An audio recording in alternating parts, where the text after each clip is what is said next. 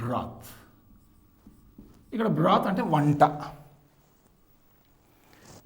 వంటగది ఉంది. వంటగదిలో వంట చేస్తారు. ఎంతమంది చేస్తారు? మన ఇంట్లో అయితే అమ్మ చేస్తుంది, లేదా భార్య చేస్తుంది, ఇంకెవరైనా చేయవచ్చు. చాలామంది ఉంటే ఉప్పు తక్కువైందని అమ్మ వేస్తుంది, లేదనుకుంటే ఈ లోపల భార్య అయ్యో ఉప్పు వేయలేదని ఆమె వచ్చేస్తుంది. మనమే వంట చేస్తే మనం ఎంత వేస్తాం? ఫుడ్ అంతా పాడైపోతుంది. ఎవరైనా ఒకరు నాయకత్వం వహించి ఆ రోజు ఆ వంట చేయాలి, అది ఒక లెక్క. అటు కాకుండా అందరూ కలిసి దాన్ని చేస్తే ఏమవుతుంది? ఆహారం అంతా పాడైపోతుంది. ఎక్కువైపోయినారు, చేసేవాళ్ళు ఎక్కువైపోయినారు. అంటే ఎవరో ఒకరు బాధ్యత తీసుకోవాలి.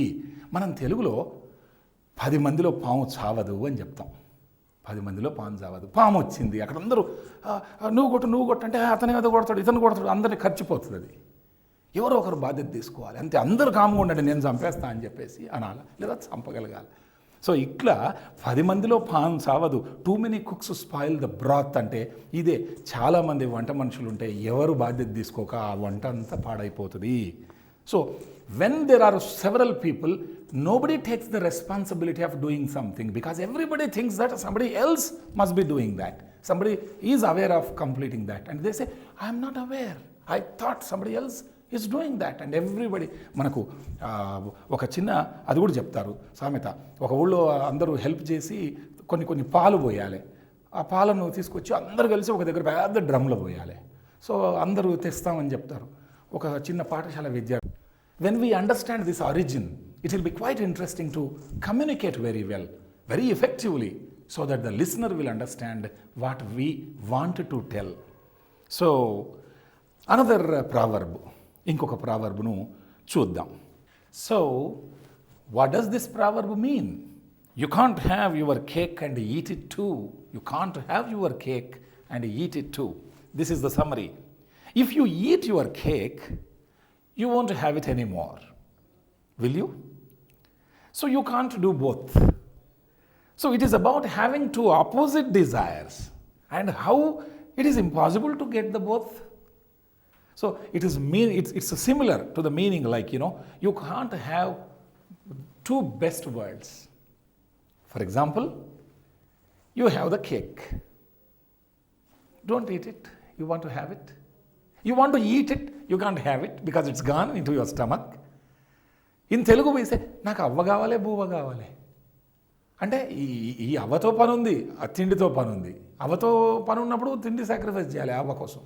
లేదా బువ్వ తిన్నామంటే అక్కడ అవ్వ దొరకదు. అంటే నాకు 2 మంచి ప్రపంచాలు, 2 మంచి వస్తువులు, ఇది కావాలి అది కావాలి, ఇదన్నా తీసుకో అదన్నా తీసుకో. To gain something you have to lose something. So ఇలా 2 అత్యంత ఉత్తమమైన అంశాలు ఉండి ఏదో ఒకటే సాధ్యమవుతుంది పొందటం, రెండిటి కాదు. అలాంటప్పుడు we say you can't have your cake and eat it to.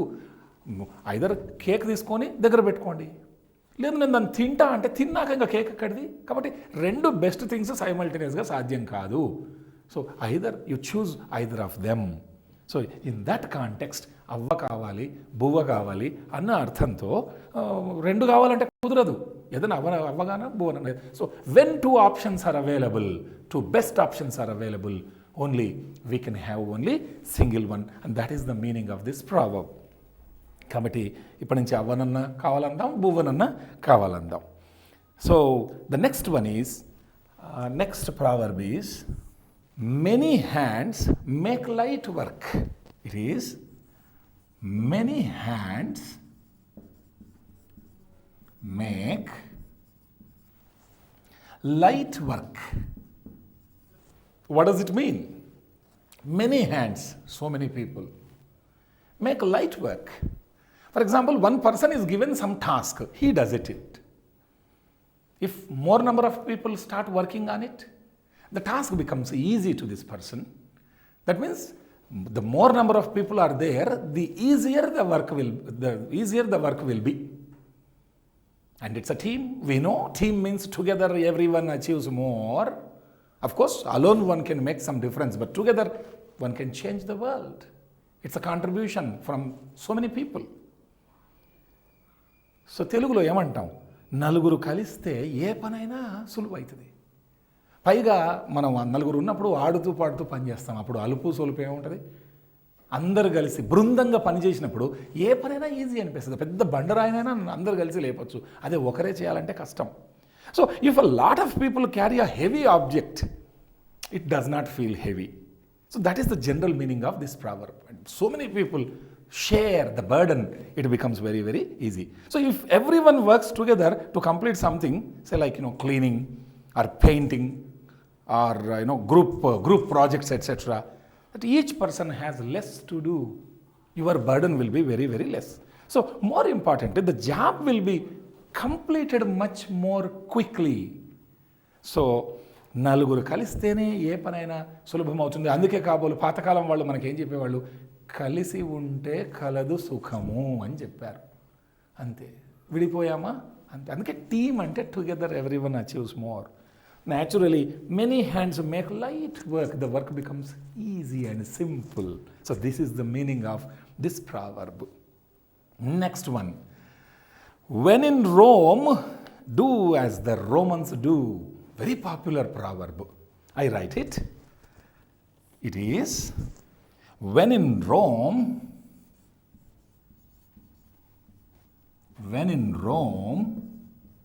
is the city we know, do as the Romans do. Rome is a very big city, an ancient city. ఇటలీలో రోమ్ నగరం చాలా పెద్ద నగరం. పాతకాలంలో ఎంతోమంది దేశస్థులు రోమ్ నగరానికి వచ్చేవాళ్ళు. అంటే పెద్ద ప్రధానమైన నగరాల్లో అది ఒకటి. మరి అక్కడికి వెళ్ళిన తర్వాత రకరకాల కల్చర్స్, రకరకాల ట్రెడిషన్స్, రకరకాల దేశాల నుంచి జనాలు వస్తారు. లోకో భిన్న రుచి అన్నారు. ఒక్కొక్కరికి ఒక్కొక్క రకమైన టేస్ట్. మరి అక్కడికి వచ్చినప్పుడు ఆహారపు అలవాట్లు, కరచాలనం చేసే విధానం, అవతలి వాళ్ళతో మాట్లాడే విధానం, గ్రీటింగ్ చెప్పుకునేటటువంటి విధానం, ఇది దేశం భిన్నంగా ఉంటుంది. అలాంటప్పుడు కమ్యూనికేషను చాలా డిస్టర్బింగ్గా ఉంటుంది, మిస్కమ్యూనికేట్. కొన్ని సైగలు ఒక దేశంలో ఒక రకంగా ఉండే సైగ వేరే దేశంలో అది వాళ్ళకి చాలా డిసగ్రియబుల్ ఎక్స్ప్రెషన్ లాగా ఉంటుంది. కాబట్టి మనందరం ఒక యూనివర్సల్ సిస్టమ్ని అవలంబించాలి. కాబట్టి అప్పుడు మనం నలుగుట్లో నారాయణ అంటాం. నలుగురు ఉన్నప్పుడు నువ్వు కూడా అలాగే ఉండాలి, అంతే. వాళ్ళు ఎట్లా చేస్తే అట్లా. టేబుల్ మేనర్స్ అంటాం మనం తెలుగులో. అంటే అందరం కలిసి టేబుల్లో, లేదా వివాహంలో కూడా భోజనం చేసేటప్పుడు అందరూ పంక్తి భోజనం చేస్తారు. పంక్తి భోజనం చేసేటప్పుడు పెద్దవాళ్ళు వస్తారు, చిన్నవాళ్ళు వస్తారు, అందరూ కూర్చుంటారు. పెద్దవాళ్ళు మొదలుపెట్టిన తర్వాత మిగతా వాళ్ళు మొదలు పెడతారు. ఎవరైనా అడ్వాన్స్గా భోజనం చేసి ఉంటే లేవరు. అందరూ పెద్దవాళ్ళు కలిసి లేచిన తర్వాతనే లేయండి మీరు అని అందరూ కలిసి. ఇది ఒక కల్చర్లో ఉండే గొప్పదనం. లేదా అందరూ కూడా సారూప్యతతో మనందరం ఒకటి కలిసి చెయ్యాలి గౌరవప్రదంగా అని ఆ రకంగా. అంటే అందరిలాగా మనమేం ప్రత్యేకం కాదు. మనం ప్రత్యేకం ఉంటే మన ఇంటి దగ్గర, మన ఊళ్ళో, మన రాజ్యంలో. కాబట్టి పంక్తి గౌరవాన్ని కాపాడాలి, ఆ టేబుల్ మేనర్స్ పాటించాలి. అలా కాకుండా నా ఇష్టం వచ్చినట్టు నేను ఉంటానంటే అక్కడ 10 మంది 10 రకాలుగా ప్రవర్తిస్తారు. కాబట్టి వెన్ ఇన్ రోమ్ నగరంలో ఉన్నప్పుడు అప్పుడు ప్రతి ఒక్కరు ఆహారపు అలవాట్లు, లేకుంటే ఎప్పుడైనా ఏమైనా డ్రింక్స్ వాళ్ళు తీసుకునేటప్పుడు కానీ, భోజనం చేసేటప్పుడు కానీ కొన్ని పద్ధతులను పాటించేవాళ్ళు. పెద్దవాళ్ళు వచ్చే వరకు అందరు ఆగాల. పెద్దవాళ్ళు లేచి చేతులు శుభ్రం చేసుకున్నప్పుడే మిగతా వాళ్ళు చిన్న వాళ్ళు కూడా ఫాలో కావాలి. ఇలా ఒక కంపెనీలో, ఒక ఆఫీస్లో కానీ కొన్ని పద్ధతులు, కొన్ని మర్యాదలు పాటించాలి. ఆ పెద్దవాళ్ళను చిన్నవాళ్ళు అనుసరిస్తే ఈ చిన్నవాళ్ళను రేపొద్దున ఇంకొంతమంది జూనియర్స్ వాళ్ళు ఫాలో అవుతారు.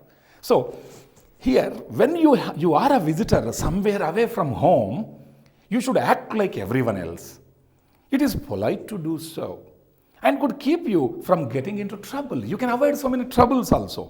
So this proverb is from ancient days of the Roman Empire, when the capital city had visitors from all over the world. Cultures were different, very different between these cities and those times. But while in Rome, one could behave like a Roman, no matter where you came from.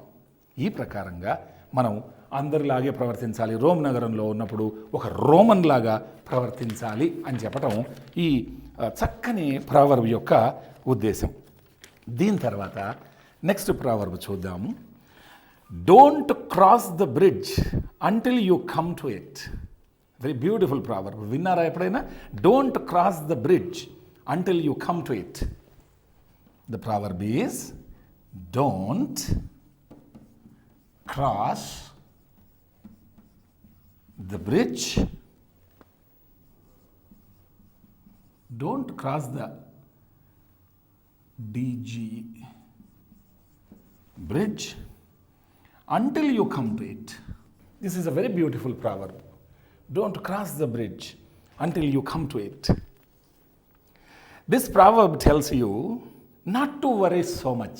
Don't worry at all. Problems will certainly come in the future. Because what happens at what time is not known. Certainly in future problems will come and problems will disappear. But what can be done about that now? Imagining that some problem might occur in the days to come, does it mean we should start crying or worrying from now onwards? Certainly not. So it is better to think about what you are doing right now. Forget about the future, it is future. But what about the present time? This is the reality. So without worrying about the unknown and take care of the issues when they happen. మనకు తెలుగులో అంటాం మనం, రాబోయే కష్టాన్ని ఇప్పుడే ఊహించుకొని ఇప్పటి నుంచే బాధపడకూడదు. తెలుగులో అంటారు, ఎల్లుండి మొగుడు కొడతానని ఇప్పుడే ఏడ్చిందట ఒక భార్య. ఎల్లుండి వచ్చిన తర్వాత భర్త కొట్టిన తర్వాత అప్పుడు చూద్దాం, దానికోసం ఇప్పుడే ఏడ్చుకుంటుంటే ఎట్లా? రాబోయే కష్టానికి అందమైనటువంటి వర్తమాన కాలాన్ని కూడా మనం పాడు చేసుకుంటే ఎట్లా? So good people never think about future. They have a plan for future, but they enjoy and control the present time so that the future will also be under control. కాబట్టి రాబోయే కష్టాన్ని అనవసరంగా ఊహించుకొని ఇప్పటి నుంచే బాధపడొద్దు. ఎందుకంటే మేఘాలు ఎక్కువసేపు కమ్ముకొని ఉండవు, గ్రహణాలు ఎక్కువసేపు పట్టవు. లైఫ్ అన్నాక కష్టాలు సుఖాలు ఒకదాని తర్వాత ఒకటి వస్తూనే ఉంటుంది. After the Storm comes the calm అని అంటాం. తుఫాన్ వచ్చినాక మళ్ళీ ప్రశాంతత ఏర్పడుతుంది, తుఫాన్ ఆగిపోయిన ప్రశాంతత. So very beautiful. అంటే ఇక్కడ don't cross the bridge until you come to it అంటే ఇక్కడ అర్థం ఏంటంటే క్రాసింగ్ ద బ్రిడ్జ్ అనేది ఇక్కడ కష్టానికి సంకేతం. అక్కడ బ్రిడ్జ్ దాటాల, ముందు రోడ్డు చక్కగా ఉంది, రోడ్డు మీద నడుచుకుంటే వెళ్ళు, తర్వాత బ్రిడ్జ్ సంగతి చూద్దాం. బ్రిడ్జ్ ఎక్కడో 10 కిలోమీటర్ల తర్వాత ఉంది, ఆ బ్రిడ్జ్ గురించి ఇప్పుడే భయపడితే ఎట్లా? అందుకే ఎల్లుండి మొగుడు కొడతాడని ఇప్పుడే ఏడిచిందట భార్య అని అంటాం. కాబట్టి రాబోయే కష్టాన్ని అనవసరంగా ఊహించుకొని ఫీల్గా అక్కర్లేదు అని దీని అర్థం. And the next proverb is honesty is the best policy. Very interesting proverb. Honesty is the best policy. Very interesting proverb. Lying a lot can be difficult. If we keep on lying and lying, of course it's difficult because you might forget your lies. Whenever we commit a mistake, sometimes we don't want to reveal that, so we start lying it. Maybe right from white lie to the serious lie we lie. And to cover that lie, we have to lie again further. So it becomes full of lies. The life becomes full of lies. Soon enough, someone will find out you are lying. Yes, because every time you cannot lie, and people can recognize. Through our body language, we can be caught. Then we are in trouble. Or even if no one ever finds out, you will feel guilty for not telling the truth. So, but if you are honest and tell the truth, people will believe you and respect you. You will earn their trust and sleep well at night. So, నిజాయితీని మించిన మంచి విషయమే లేదు. Honesty is the best policy. మనం ఏం చేస్తాం, ఒక పొరపాటు చేసి ఇతరులకు తెలియకూడదని అబద్ధం చెప్తాం. ఈ అబద్ధాన్ని కప్పిపుచ్చడానికి ఇంకొక అబద్ధం, దాన్ని కప్పిపుచ్చడానికి ఇంకొక అబద్ధం. ఇట్లా అబద్ధాల పరంపర కొనసాగినాక జనాలు గుర్తుపడతారు, ఇతను ఏదో అబద్ధం చెప్తున్నాడు అని. ఇతను నిజాయితీ పరుడు కాదని. కనీసం మనము లేదు ఈ పొరపాటు నేను చేశాను అని చెప్తే మనకు గౌరవం పెరుగుతుంది ఇంకా పైనుంచి. అందుకే అబ్రహం లింకన్ ఒక సందర్భంలో అన్నాడు, you can fool somebody all the time, you can fool all the people some time, but you can't fool all the people all the time. ఒకరిని ఎప్పుడు ఎదవని చేయొచ్చు, వాడు ఎదవ. అందరిని ఒక్కసారి వెదవలని చేయొచ్చు, వాళ్ళు ఊహించరు. అందరిని అన్నిసార్లు వెదవలని చేయలేం. అందుకే అబద్ధాలు చెప్పకూడదు, నిజాయితీగా ఉండటం. అంటే అఫ్కోర్స్ మనం వైట్ లై అంటాం, ఇతరులకు హాని చేయని అబద్ధాలు. కానీ ఇక్కడ ఏంటంటే అబద్ధాన్ని కప్పిపుచ్చడానికి అబద్ధాలు చెప్పడం ఇది మంచిది కాదు. కాబట్టి నిజాయితీ ఉండాల్సిందే. Honesty is the best policy. Gandhiji says in one context, when you speak the truth you don't need to remember anything. నిజం చెప్పడం నేర్చుకుంటే ఏది గుర్తుపెట్టుకోవాల్సిన పనిలే.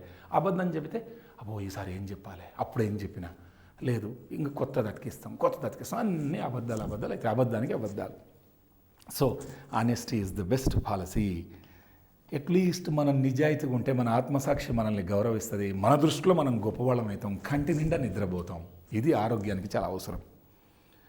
Next one is practice makes perfect or practice makes man perfect.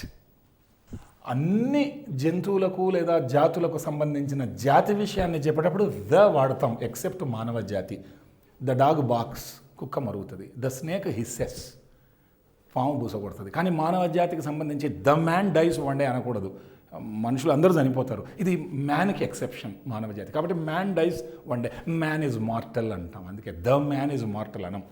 So ఇక్కడ practice makes man అంటే every human being అని. So మనం తెలుగులో అభ్యాసం కూసు విద్య అంటాం. అభ్యాసం కూసు విద్య, లేదు సాధనమున పనులు సమకూరు ధరలోన.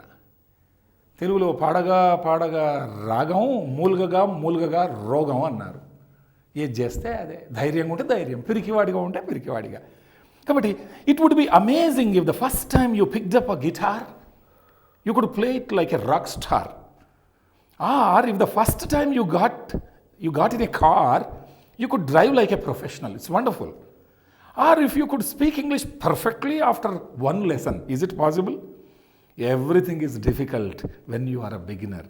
Over a period of time, you can drive a car like anything, you can speak English like anything, etc. But if you stick with it, if you keep practicing, you can master anything. American say deaf dumb professor manaku Helen Keller చెప్పారు, you can do anything and everything provided you stick to it for a long time. దాన్నే అంటుకొని ఉంటే ఏదైనా చేయొచ్చు దాని మీదనే. So ఇక్కడ practice makes man perfect. You should keep practising ఏది చేసినా. So right practice makes you, or perfect practice makes you very perfect. కాబట్టి చక్కని సాధన, అభ్యాసం కూసు విద్య, సాధనమున పనులు సమకూరు ధరలున. So if you keep doing certain good things, whether it is right or wrong, it becomes a habit. Such a beautiful proverb. మనకి ఈడియమ్స్ ఉన్నాయి. ఈడియమ్స్ అంటేనేమో దానికి ఒక సర్ఫేస్ మీనింగ్, ఒక ఇన్నర్ మీనింగ్ ఉంటుంది. కిక్ ద బకెట్, చనిపోవటం. ఇది అలా కాదు. ప్రావర్బ్ అనేది చాలా స్పష్టంగా తెలిసిపోతూనే ఉంటుంది మనకి. ఈజీ. హెల్త్ ఈజ్ వెల్త్ అంటాం, ఆరోగ్యమే మహాభాగ్యం. ఆరోగ్యాన్ని పట్టించుకోవాలి, చాలా క్లియర్గా ఉంది. ఈడియం అలా ఉండదు. దానికి ఒక సర్ఫేస్ మీనింగ్, ఒక ఇన్నర్ మీనింగ్ ఉంటుంది దానికి. బ్లాక్ షీప్ అంటే మోసగాడు. నల్ల గొర్రెకు మోసానికి ఏం సంబంధం, అది కూడా ఒక కథ ఉంటుంది. ఆ కథ తెలుసుకోవాలి. సో ఇడియమ్స్ అండ్ ఫ్రేజెస్ కానీ లేదా ప్రావర్బ్స్ కానీ ఒక దేశానికి సంబంధించి ఒక ప్రతిబింబం, ఒక ప్రతీక, ఒక కల్చర్కి, లేకుంటే ఆ మనుషుల యొక్క బిహేవియరల్ చేంజెస్, వాళ్ళు ఎలా ప్రవర్తిస్తున్నారు, ఎలా ప్రవర్తించాలి, ఎలా ప్రవర్తించకూడదు, ఇవన్నీ గైడింగ్ ప్రిన్సిపల్స్, మనుషులను దారిన పెట్టే ఒక అద్భుతమైనటువంటి వ్యక్తిత్వ వికాస అంశాలు ఈ మంచి ప్రావర్బ్స్. ఫ్రాన్సిస్ బేకన్ అనే గ్రేట్ ఎస్సేయిస్ట్ ఆంగ్ల భాషలో ఎన్నో ఎస్సేస్ రాశారు. అందులో అన్ని ప్రావర్బియల్ విషయాలని చెప్తా ఉంటాడు. For example, crafty men condemn studies, ordinary men admire them but wise men use them అంటాడు. మామూలు వాళ్ళు క్రాఫ్ట్ మెన్ కండెమ్డ్, వేస్ట్, చదువుల వల్ల లాభం ఏముంది అంటారట. ఆర్డినరీ మెన్ అడ్మైర్ దెమ్, మామూలుగా ఉండేవాళ్ళు మాకు చదువు రాలేదు, కనీసం మా పిల్లలకన్నా వచ్చింటే బాగుండే అని ఆరాధిస్తారట వాళ్ళు. But wise men use them, Telugu పరులు మాత్రమే చదువును వాడుకుంటారట గరిష్టంగా. ఎంత చక్కని మాట, అద్భుతమైనటువంటి మాట. Reading makes a full man, conference a ready man and writing an exact man అన్నాడు same Francis Bacon. Reading makes a full man, చదివితే కంప్లీట్ మనిషి అవుతామట, ఫుల్. కాన్ఫరెన్స్ రెడీ మ్యాన్, కాన్ఫరెన్స్లలో ఇట్లాంటి గోష్ఠులలో ఎక్కడైనా పాల్గొంటే జనాలందరూ ప్రశ్నలు అడుగుతూ ఉంటారు. ఒక రాజకీయ నాయకుడు ఒక ప్రెస్ మీట్ పెడతాడు, అందరు జర్నలిస్టులు క్వశ్చన్లు వేస్తే ఆయనకు ఫింగర్ టిప్స్లో ఉంటుంది, ఈ ఫలానా స్కీమ్ ఏం చేశారు, అది చేశారంటే అన్నీ చెప్తాడు. కాన్ఫరెన్సే రెడీ మ్యాన్, మిమ్మల్ని రెడీ మ్యాన్గా చేస్తుంది కాన్ఫరెన్స్లో పాల్గొంటే. రైటింగ్ ఎన్ ఎగ్జాక్ట్ మ్యాన్, సమతూకమైన మనిషి. మరి రీడింగ్ కావాలన్నా, కాన్ఫరెన్స్ కావాలన్నా, రైటింగ్ కావాలంటే అన్నీ కావాలి. కాబట్టి జ్ఞానాన్ని ఎట్లా సముపార్జించాలి, ఎలా, ఏం చేయాలి, ఏం చేయకూడదు అనే శుద్ధులు బుద్ధులు చెప్పే అద్భుతమైనటువంటి జ్ఞాన అమృతాలు ఈ ప్రావర్బ్స్. ఇంకొక ప్రావర్బ్ను నేర్చుకుందాం. Where there is a will there is a way. చాలా ఈజీగా మనం విన్నాం చాలాసార్లు ప్రావర్బ్ ఇది. This proverb is said to encourage people who want to give up. ఇంకా నాకు వద్దు వదిలేస్తా అనుకునే వాళ్ళను నో అని ప్రోత్సహిస్తూ మనం వాళ్ళకు ఈ ప్రావర్బ్ చెప్తాం. Sometimes we face problems that seem impossible. ఇంకేదో నాకు చేత కాదు, నేను వదిలేస్తా అనే పరిస్థితి వస్తుంది. But if you want it bad enough, nothing can stand in your way. కానీ ఖచ్చితంగా నాకు కావాలి. నీళ్ళల్లో ఒక వ్యక్తిని ముంచి అసలు ఆక్సిజన్ లేకుండా చేస్తే తోసేసి మనల్ని తోసి అతను బయటకు వస్తాడు. ఆక్సిజన్ అంత గరిష్టంగా బాడీ కోరుకుంటుంది. ఆక్సిజన్ ఏం గుర్తుండదు. అంత కసి ఉండాలా ఏదైనా సాధించాలంటే. ఈవెన్ ఉద్యోగం సాధించాలన్నా ఆ కసి ఉండాలా. అప్పుడు ఉద్యోగం కాదు, ఉద్యోగాలు మనం ఎంబడి పడతాయి. ఏ ఉద్యోగం సెలెక్ట్ చేసుకోవాలనో మనకు తెలియదు.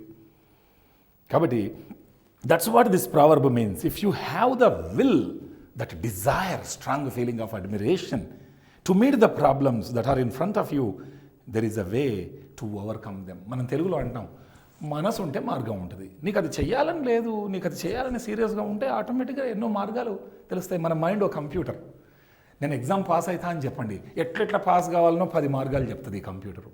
ఇలా చేయొచ్చు, లేకుంటే ఆ బుక్ చదవచ్చు, ఈ టెస్ట్ పేపర్ చదవచ్చు, లేకుంటే ఈ సార్ దగ్గర ట్యూషన్ పోవచ్చు. మనమే గ్రూప్ అయి కలిసి కూర్చొని మంచిగా నేర్చుకుందాం, చర్చలు చేద్దాం, పాత మోడల్ పేపర్స్ చూద్దాం. అదే నువ్వు ఓడిపోతా నాకు రాదనండి, ఎట్లెట్లా ఓడిపోవచ్చో మైండ్ కూడా ఒక కంప్యూటర్ చెప్తుంది.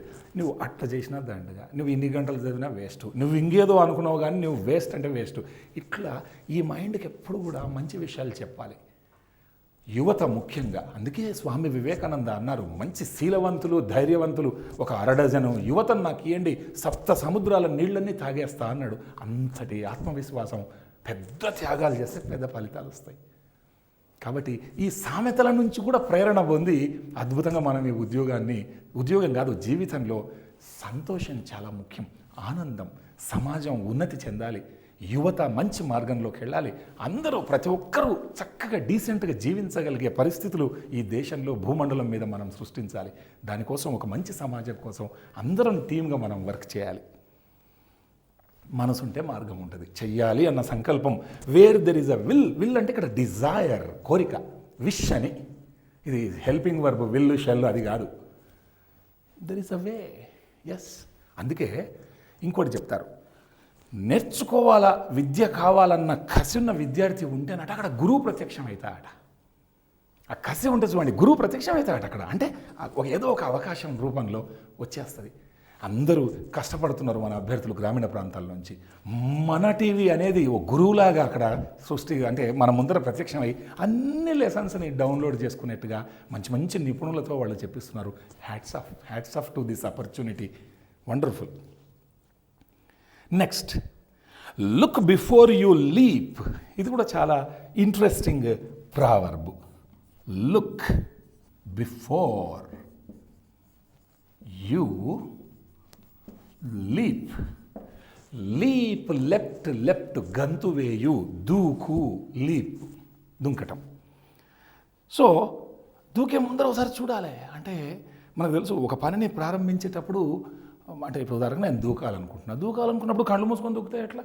రాళ్ళు ఉన్నవే, రప్పలు ఉన్నవే, ముండ్లు ఉన్నవే, ఆ నది లోపల మొసళ్ళు ఉన్నవే, ఏది లేకుండా దూకితే ప్రమాదమే. కాబట్టి 1-2 సార్లు ఆలోచించుకోవాలా. ఏమంటారు? Don't rush into things, make sure you know what is going to happen next.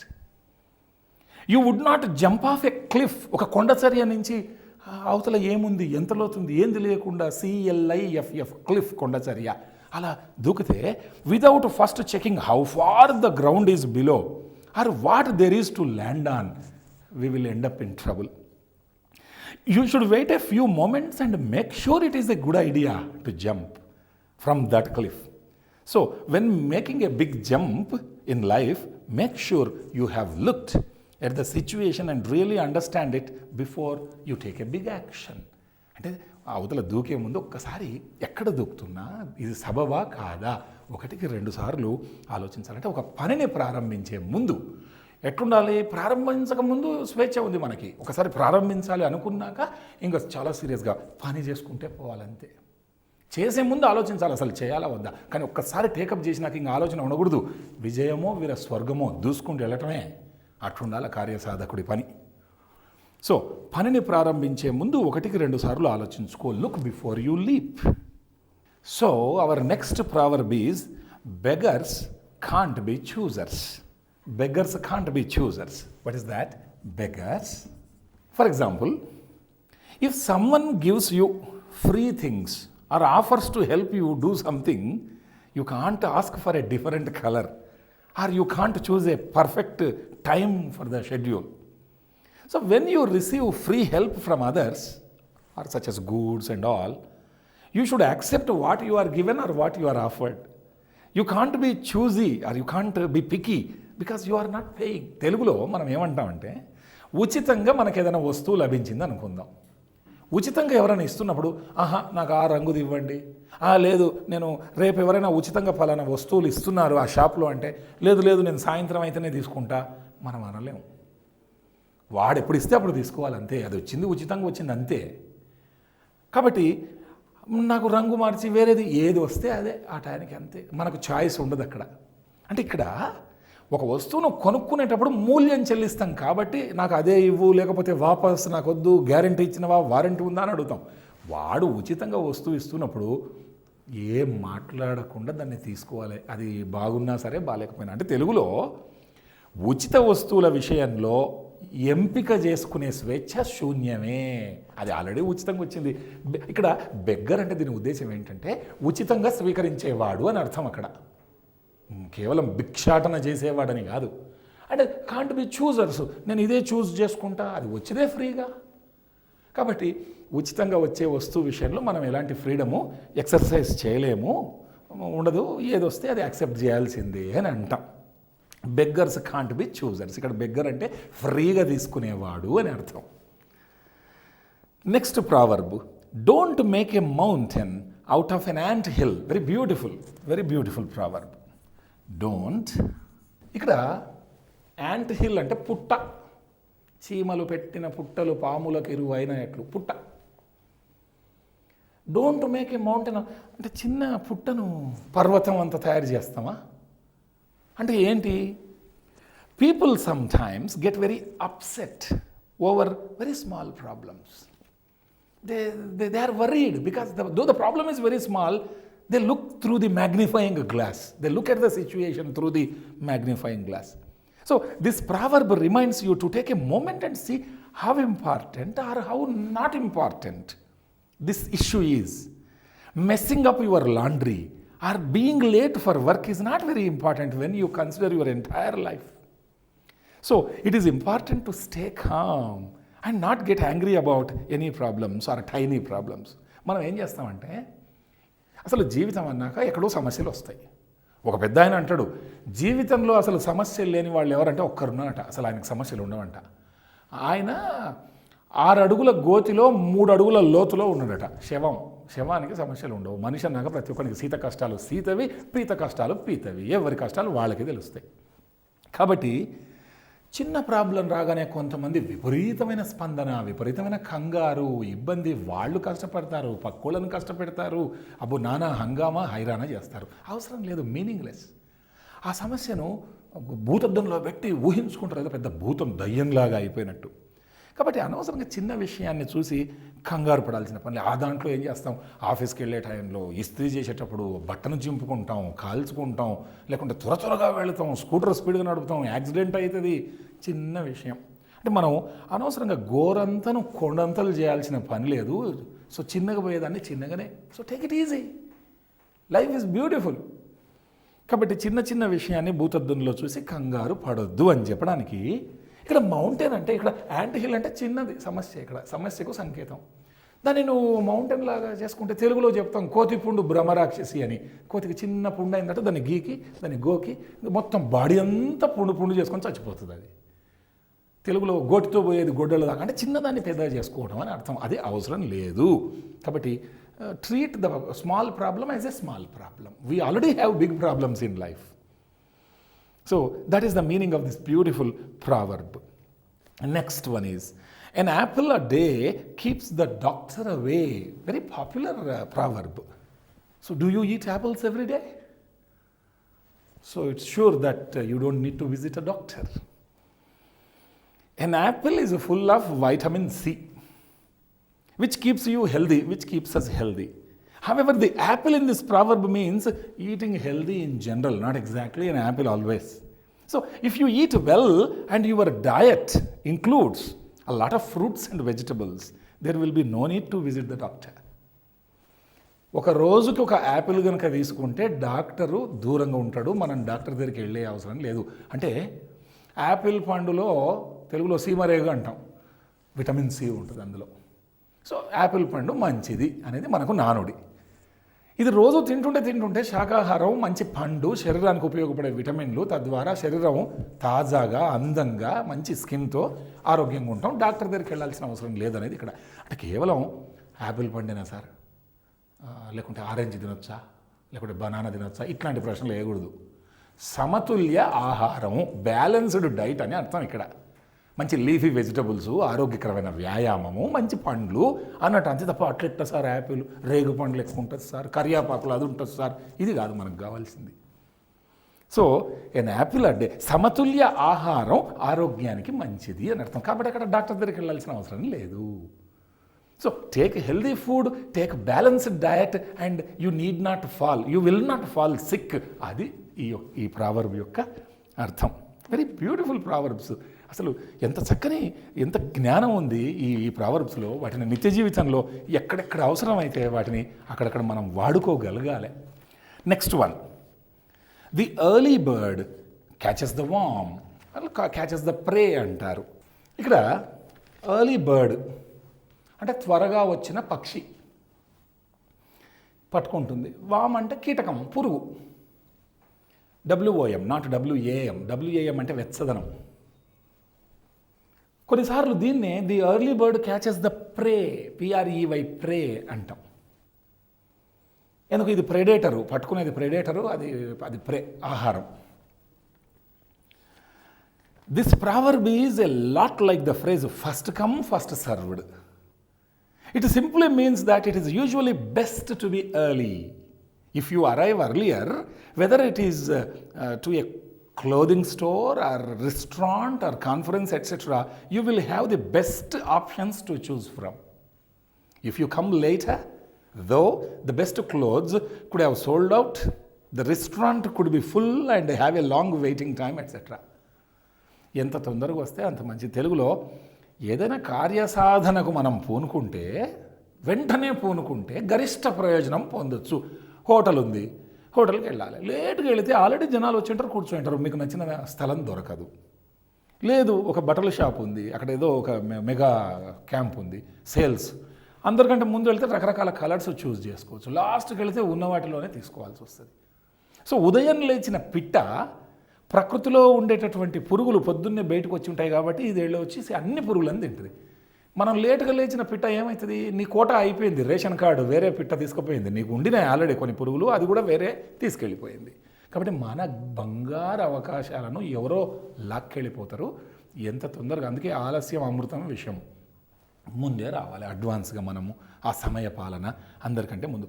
లైఫ్లో అన్ని మేనేజ్మెంట్స్లో ఒక వ్యక్తి జీవితంలో ఉన్నత స్థితికి రావడానికి, గరిష్టమైనటువంటి విజయం సాధించడానికి సమయపాలన, టైం మేనేజ్మెంట్ చాలా ప్రధానమైన అంశం. ఎగ్జామ్స్ కూడా మీరు టైం మేనేజ్మెంట్తో, మీరే అర్లీ బర్డ్ కావాలి.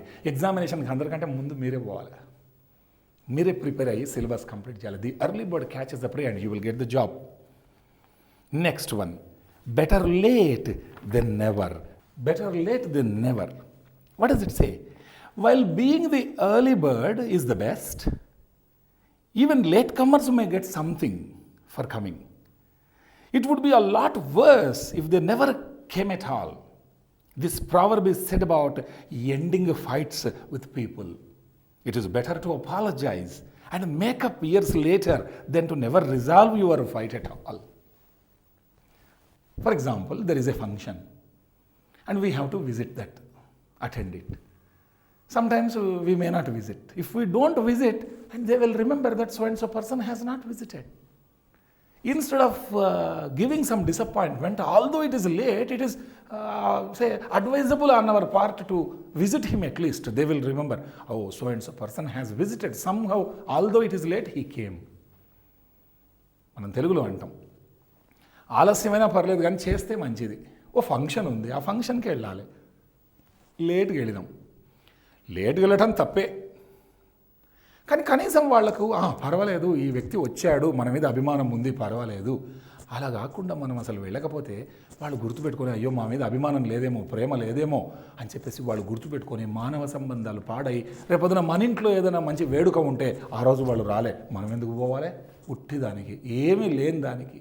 మనం నిజంగా సకారణంగా మనం వెళ్ళకపోయినా వాళ్ళు ఆ కారణాన్ని చూపి మీరు రాలేదు, మేమెందుకు వస్తాం? మానవ సంబంధాలన్నీ దెబ్బతింటాయి. అందుకే ఖచ్చితంగా మన ఇంటి నుంచి ఎవరో ఒకరు వెళ్ళాలి, దాన్ని అటెండ్ చేసారు. అందుకే ఆలస్యమైనా సరే it is good to go, show hour presence and come back. దీనివల్ల పెద్ద పెద్ద యుద్ధాలు ఆగిపోతాయి, లేదా మంచి మంచి అభిమానం పెరుగుతుంది. సో అట్లీస్ట్ వాళ్ళ పైన ఉండేటటువంటి హాస్టిలిటీ, ఎనిమిటీ తగ్గిపోతుంది. సో అస్సలకే లేదనకుండా లేట్ అయినా సరే దాన్ని చేయటం మంచిది. కాబట్టి మీ జీవితాలలో ఎన్నో చేయలేదు అనుకున్నవి ఇప్పటికైనా పర్వాలేదు, చేయడానికి పూనుకొని ఆ ఆనందాన్ని పొందే ప్రయత్నం మనం అందరం చెయ్యాలి. And the next one is the cat is out of the bag. Very beautiful proverb. And తెలుగులో రహస్యం బట్టబయలయ్యింది అంటాం మనం. The cat is out of the bag అంటే రహస్యం బట్టబయలయ్యింది అంటే ఏంటి? రహస్యం అంటే ఇది ఇంగ్లాండ్లో ఒక వెరైటీ ఆచారం ఉండేది. జనాలు పిగ్గుని అంటే పోర్క్, పంది మాంసం, పందిని కొనుక్కొని ఇంటికి వెళ్ళి దాన్ని మాంసం చేసుకొని వాళ్ళు వండుకునే ఆచారం. అంటే మార్కెట్లో పెట్టి అమ్మేవాళ్ళట. ఎలా అమ్మేవాళ్ళట?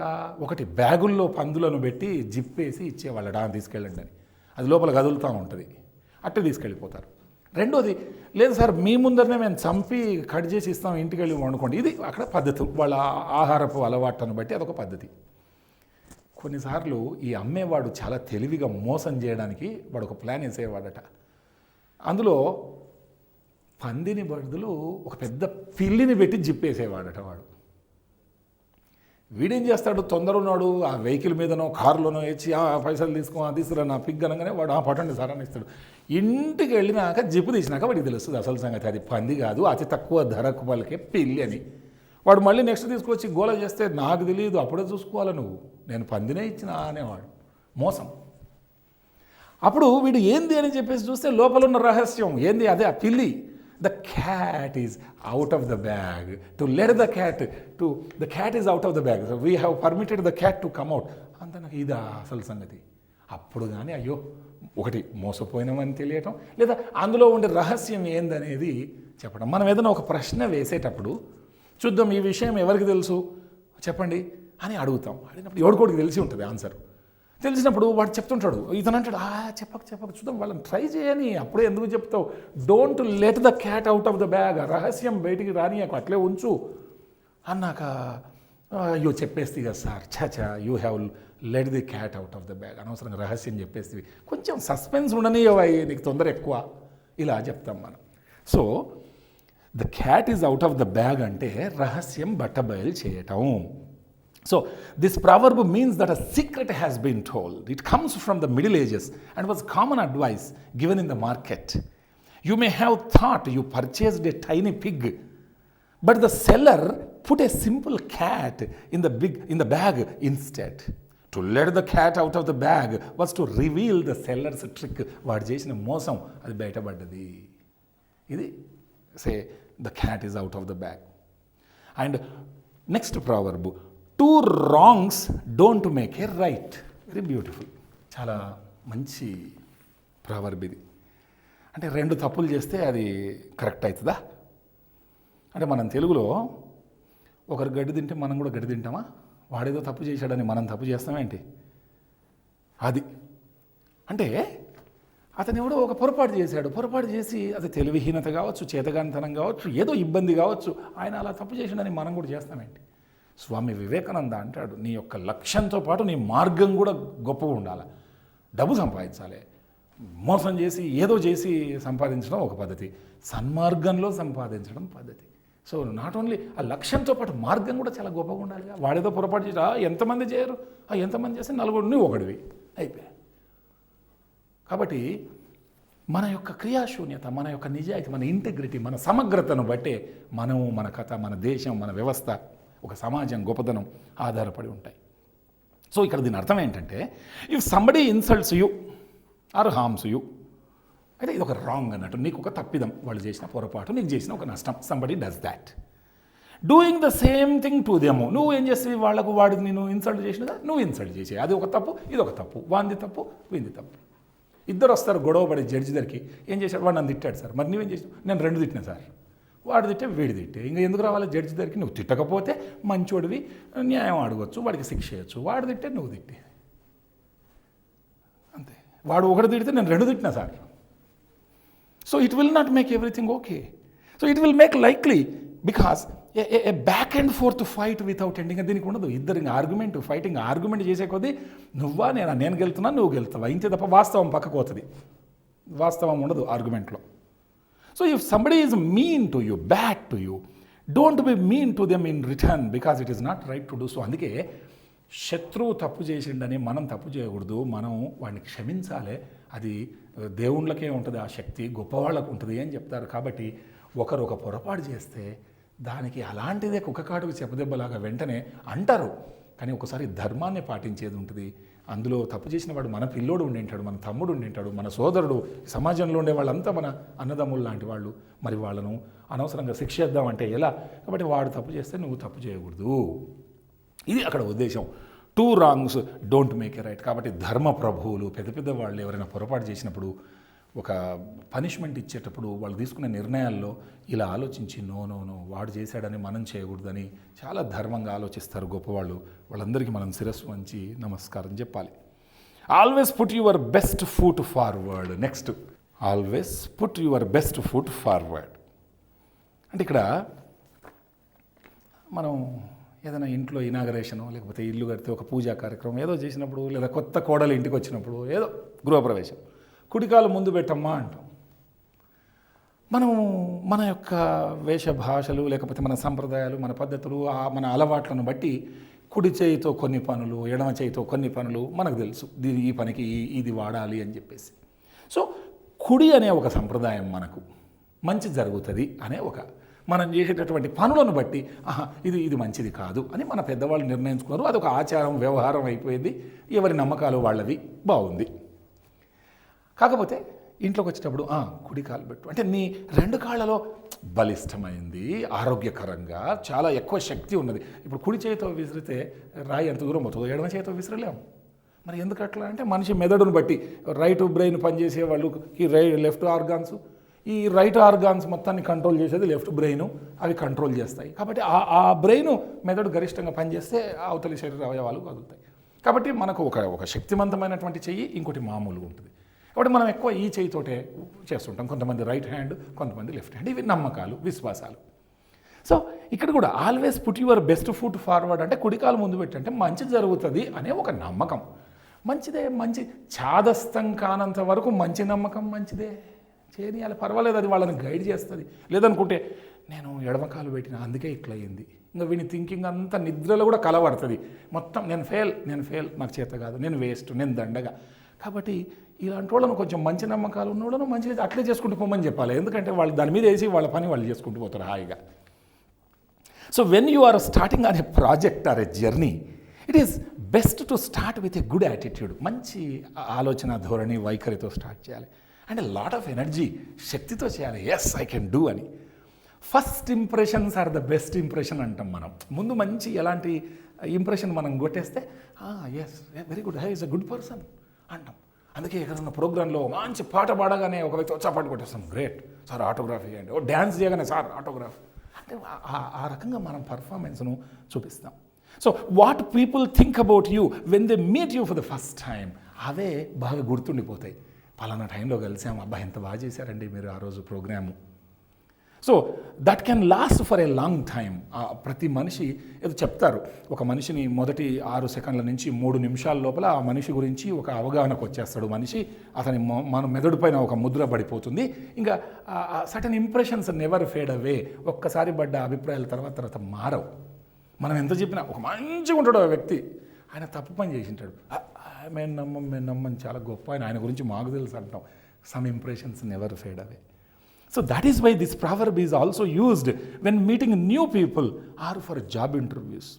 Having a positive attitude, your best foot అన్నట్టు ఇక్కడ పాజిటివ్ యాటిట్యూడ్, మంచి వైఖరి. బెస్ట్ ఫుట్ అంటే మంచి వైఖరితో వెళ్ళు is the best way to make a good impression. కొంతమందికి ఉంటుంది, నాకు ఈ ఉద్యోగం వస్తుందా, మోసం చేస్తారు, వాళ్ళు పంచుకుంటారు. దండగా ఇది చాలా చెడ్డ వైఖరి. మంచి ఉద్దేశంతో బాగా చదివినప్పుడు మంచి వాళ్ళకు మంచి జరుగుతుంది. ప్రపంచంలో అందరూ మంచివాళ్ళు, చాలామంది మంచివాళ్ళు ఉంటారు, చాలామంది ఉంటారు మంచివాళ్ళు. కాబట్టి ఆ వైఖరి మనం ఎగ్జామ్కి ప్రదర్శించాలి. కాబట్టి always put your best foot forward, best attitude, so that definitely we all get the job. కాబట్టి మనం ఇలాంటి సామెతలను, వాటి యొక్క అర్థం, అంతరార్థం తెలుసుకొని దాన్ని ఏ అర్థంతో వాడుతున్నారో కనుక తెలిస్తే, కేవలం పరీక్షలను దృష్టిలో పెట్టుకొని కాదు, మన నిజ జీవితంలో కూడా చాలా ఉపయోగపడేటటువంటి అద్భుతమైనటువంటి దీపస్తంభాలు, సముద్రంలో అడ్రస్ తెలియకపోయే పడవలను ఒడ్డుకు రా అని చెప్పేసి ఎట్లయితే దీపస్తంభం ఆహ్వానిస్తుందో, ఇవి కూడా అలాంటి మంచి చిరునామాలు. వీటిని మనం బాగా వాడుకొని మన జీవితంలో ఉపయోగానికి, ఉన్నతికి వాడుకుందాం. నెక్స్ట్ ఇదే అంశం యొక్క 2వ పాఠ్యాంశం మరొకసారి నేర్చుకుందాం. అంతవరకు సెలవు. విజయీ భవ.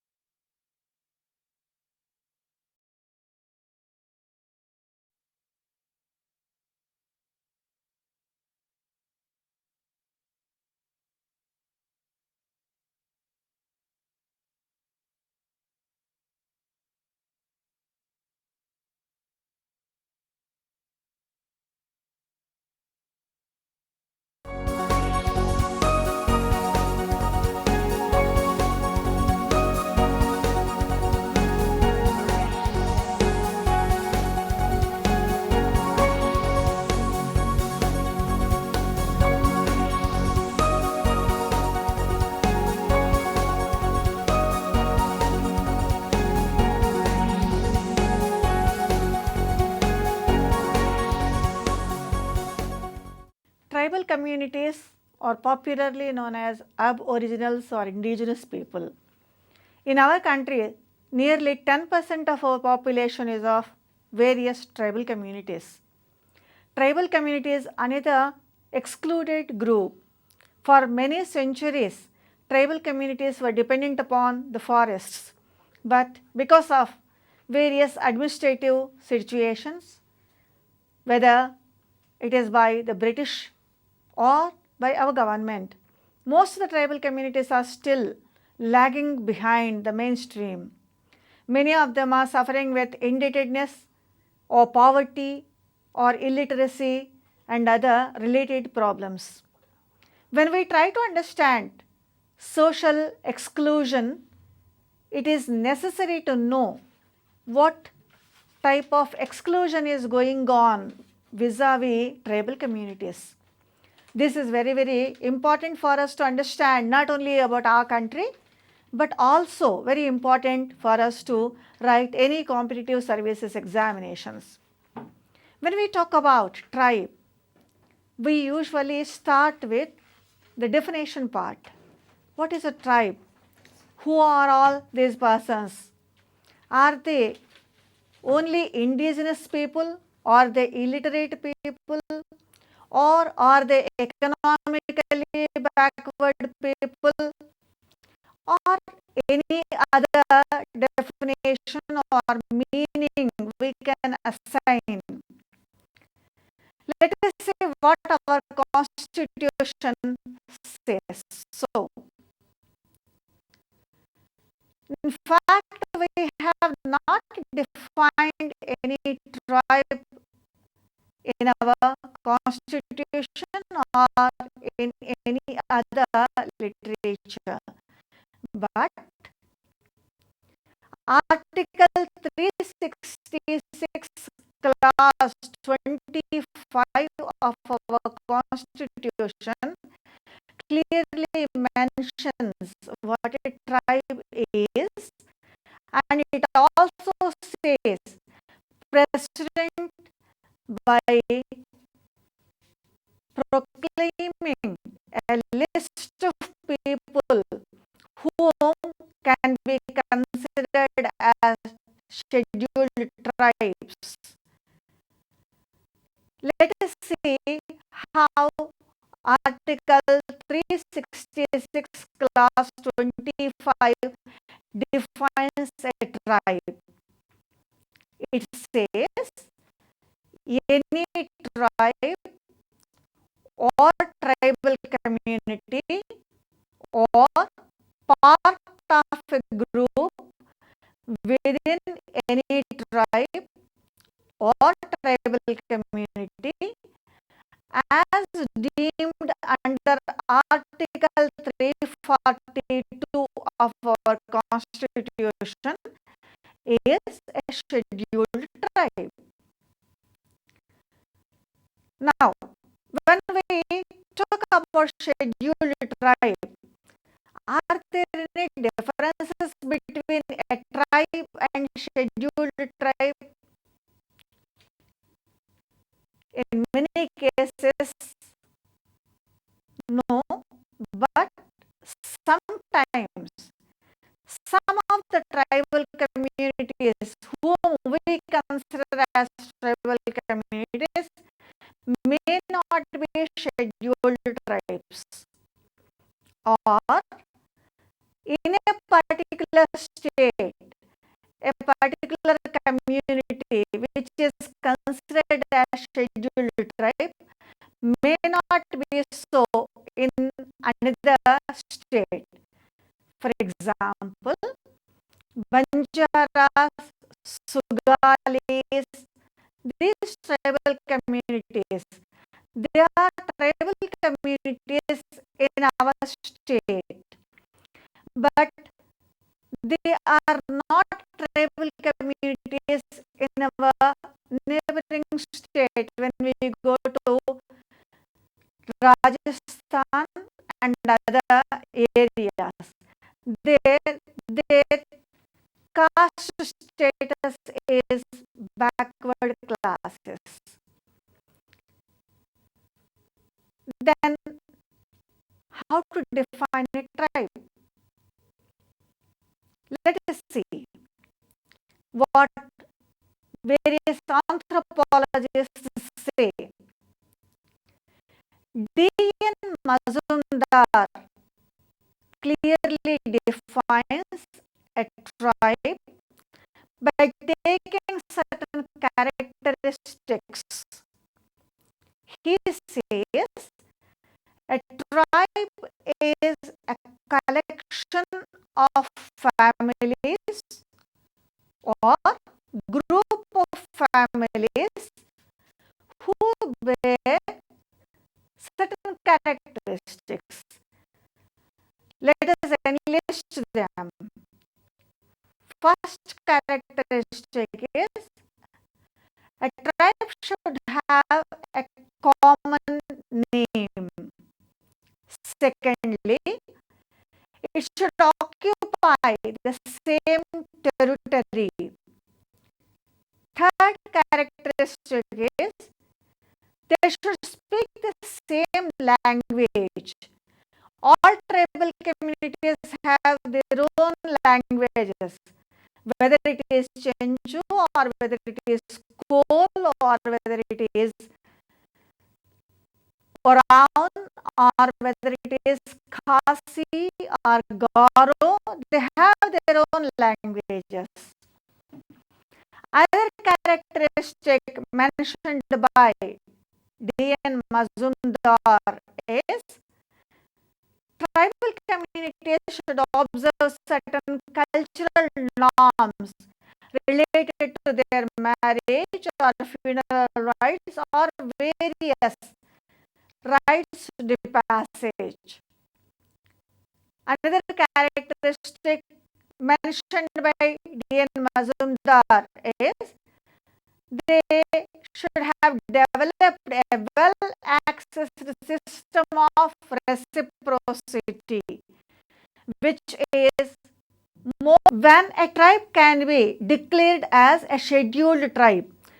Here there is a need to understand this. The reason is our constitution provides various safeguards for scheduled, but these safeguards will be available only if a particular tribe or community is declared as a scheduled tribe under Article 342 of the Constitution.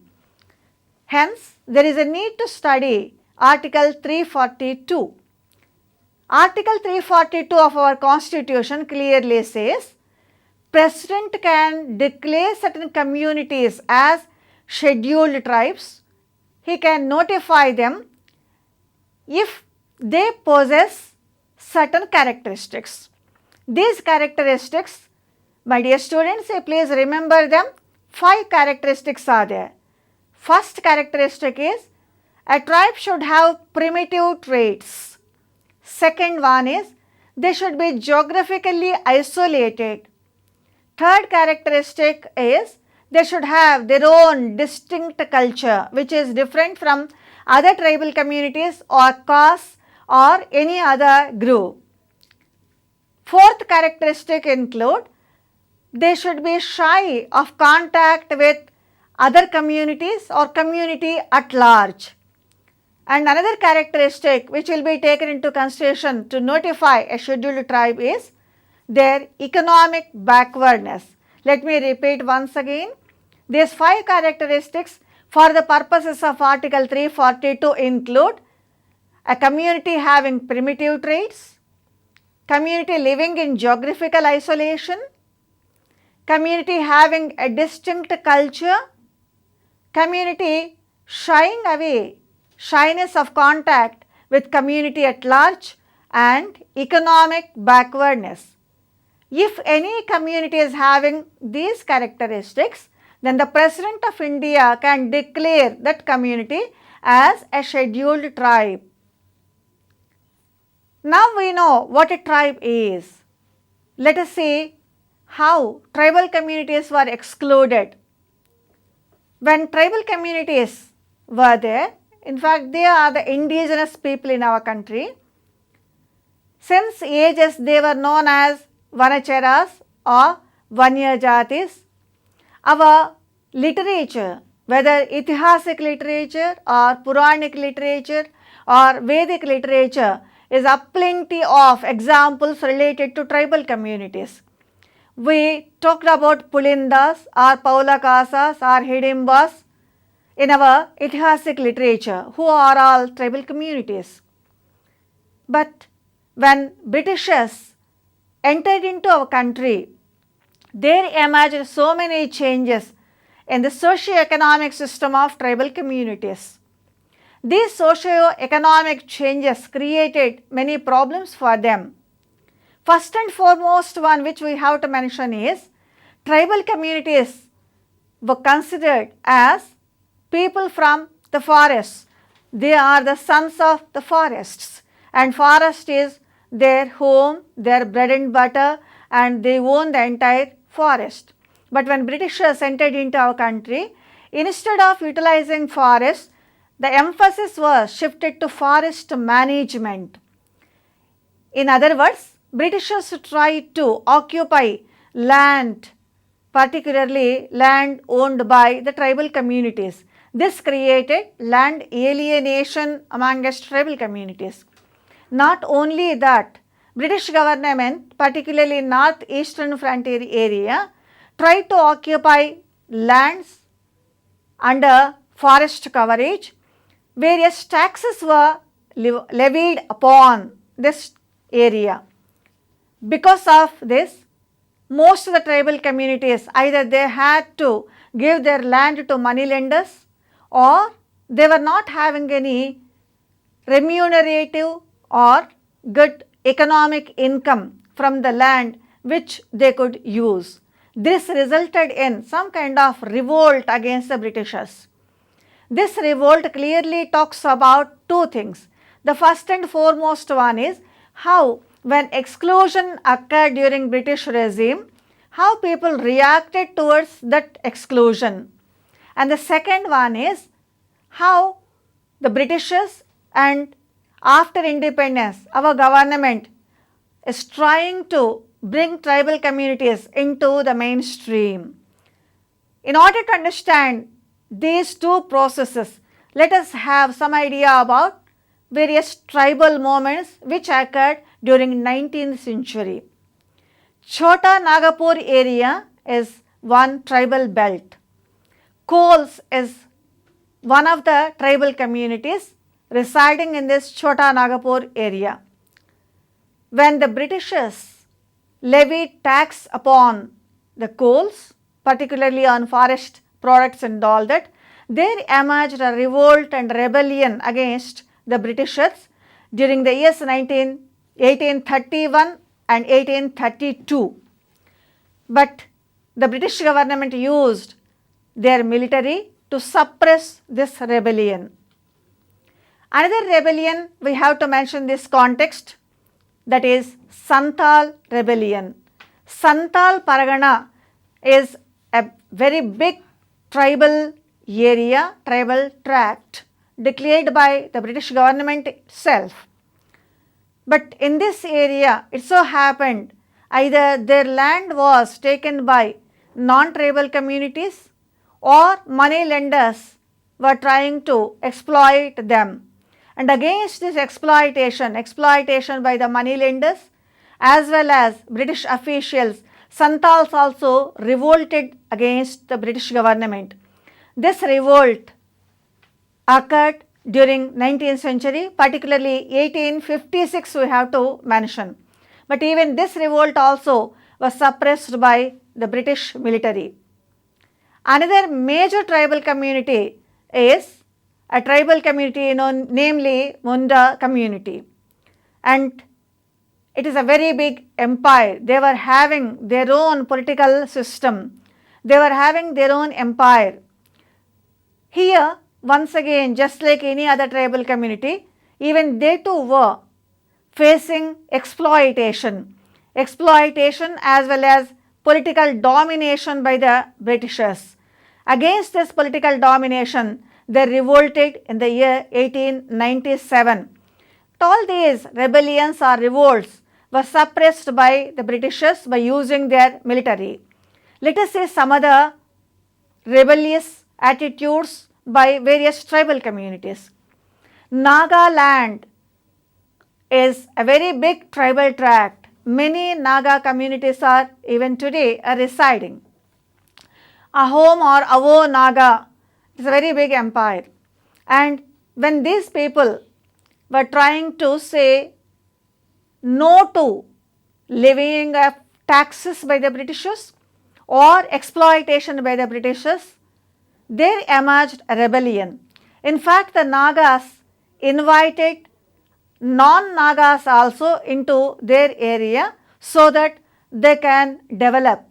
When we talk about culture contact, we also talk about how various Naga kings invited non-tribals and they tried to understand and convert themselves into some of the Hindu beliefs. Later, Christian missionaries entered into that area, and Christian missionaries tried their level best to convert the Nagas into Christianity. Another rebellion which we have to mention in this context is Mizo or Mizo rebellion. Even Mizos also a very developed society, but once again British government was trying to establish their political dominance, against which Mizos revolted. Koya rebellion, all of you are well aware. Rampa rebellion, it is also known as Alluri Sita Ramaraju, his name is familiar to you. During the freedom struggle, Rampa rebellion or Rampa is a place and Koyas, a tribal community, against the Britishers, they started a revolt. But unfortunately, even Koya rebellion also was stopped by the Britishers. Chenchus also showed their resistance towards the dominance of moneylenders as well as the Britishers. Bastar, within central India, a very big tribal tract. We have various tribal communities residing in Bastar area. Against the Britishers and their dominance, even in this area, rebellion occurred. All these resistance movements show that when the Britishers tried to invade into the tribal communities, or when the Britishers tried to dominate the tribal communities, exclude the tribal communities, they questioned it. They also showed utmost resistance, but unfortunately infutile. When we prepare for examinations, we usually come across questions on various movements started, continued by the tribal communities. For instance, Naga rebellion, even today we are talking about Nagas and their autonomous status. It is still continuing, we can say. We come across questions on in which area a tribal revolt occurred, who have participated in the tribal revolt, what are the reasons for that revolt or rebellion, in which year it occurred, or in what way that rebellion changed the entire tribal community. We can also expect questions on various distinctive features of a particular tribal community which resulted in a big no to the political dominance or a kind of money lenders and their exploitation was questioned. Or we may also get questions on how various tribal communities participated in the freedom struggle and who are all the leaders. For instance, when we talk about Koya rebellion, we usually talk about Gantanna Dora, a person who participated in Koya rebellion, took an active part in this rebellion. Let us proceed to next aspect. When we talk about tribal movements, we should remember when a particular movement occurred and who are all participated in that or took an active part. For instance, a question may be given like this: Santal rebellion occurred in answer number A 1836, answer B 1856, answer C 1897, answer D 1826. Then you may have to choose the correct answer. Correct answer is 1856. Sometimes they may also ask questions on for what purpose that particular rebellion occurred or revolt occurred. Let us take one simplest example. For instance, when Santal rebellion occurred, exploitation was going on. Particularly, land was alienated, many money lenders purchased their land, and because they borrowed money from the money lenders, even the tribal community people also were not able to say no. Here, the question may be given like this: Santal rebellion, which occurred in the year 1856, is due to, firstly, against the political dominance of the British. Second answer is against exploitation by the money lenders. Third answer is against exploitation by the officials and money lenders. Fourth answer is against the dominance and exploitation by the officials and money lenders. Here, most of the answers are somewhere nearer to each other. But the correct answer which one has to choose is the last one. That rebellion is against exploitation. Exploitation was going on by the money lenders as well as the British officials. Hence, answer D or fourth answer would be the correct answer. When we talk about Bastar rebellion, if Bastar rebellion is mentioned as a question, Bastar rebellion is linked with answer A, Varaun tribe, answer B, Muria Gond, answer C, Kol tribe, answer D, Gond tribe. Bastar area is a geographical area. In this area, the majority of tribal communities are Muria Gonds or Gonds. Then your correct answer would be either Muria Gond or Gond. Other communities, though they are there, their population is less compared to Gonds. So like that, you may have to choose answers on the basis of various characteristics of tribal revolts. Let us proceed. What is happening in our present day tribal societies? Even today, tribal communities are excluded, but at the same time, they are also along with us. They are conscious about their rights, they are conscious about their duties, and most of them dependent upon various towns and cities. And they are also participating in administration, as well as they are trying to mobilize against their exploiters.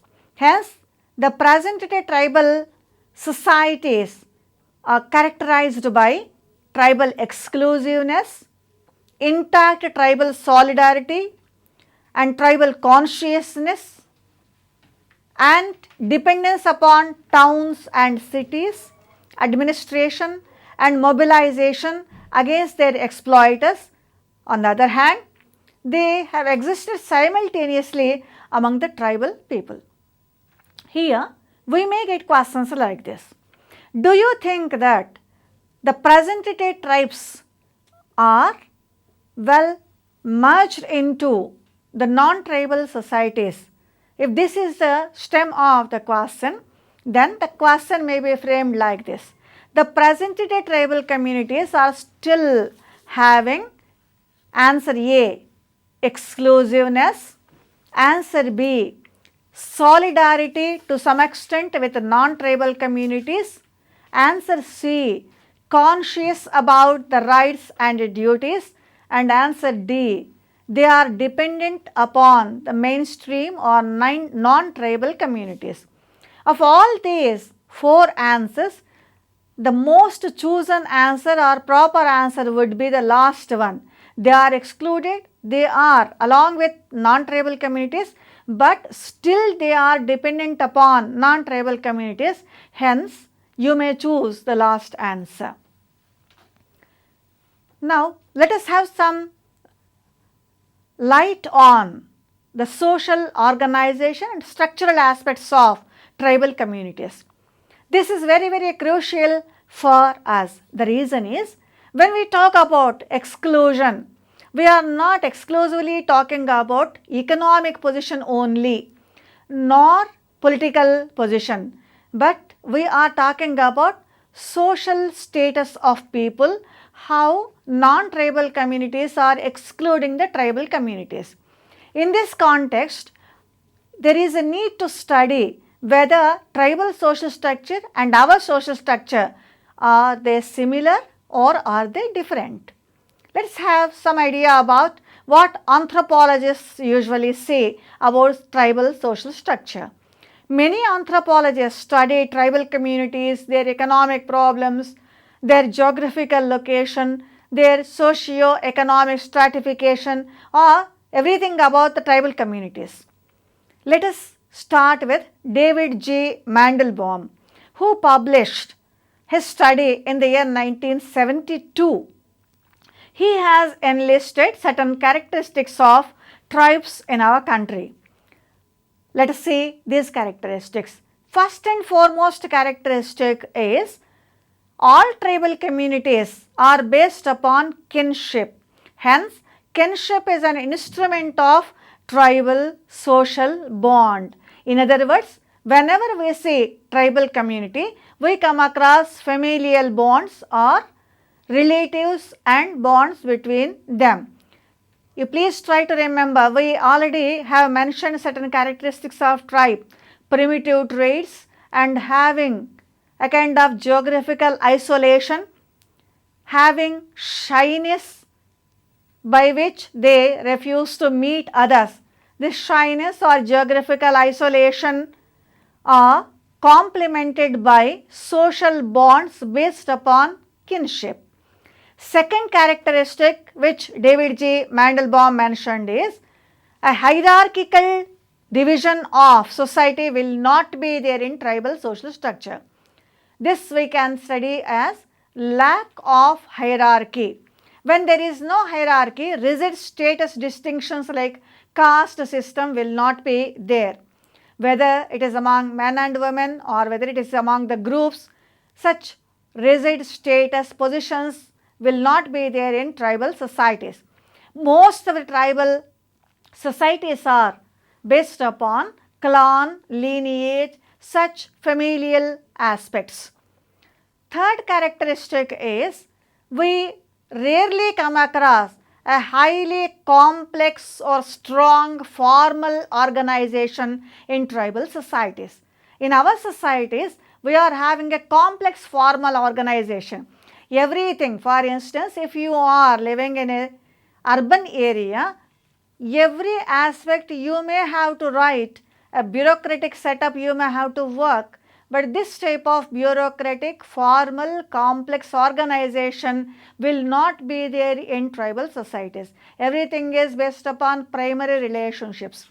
There we come across we feeling, or people will be considering themselves as part and parcel of a group and one for all and all for one. This will be a motto for tribal communities. Another one is when land holdings, land ownership, all these are characteristics of our agrarian social structure.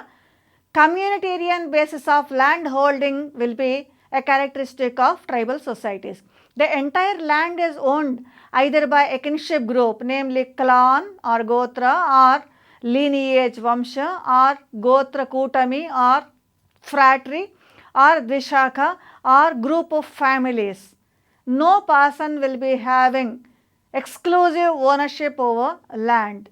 When this type of land holdings are there, then we call it as communitarian basis of land holding. Segmentary character will be there, where the community will be divided into various units. But unlike caste system, these segments are not organized on a hierarchy on the basis of purity and pollution. Let us mention another important characteristic. In all our modern urban societies, including rural societies, we always cultivate, if you are cultivating, for the market, and this is known as surplus, and we accumulate surplus. But tribal societies will give very little value on surplus accumulation. There will not be any surplus. Whatever they cultivate, whatever they hunt, whatever they gather, it will be used immediately. Hence, the capital will not be there. Use of capital also is not there in many tribal communities.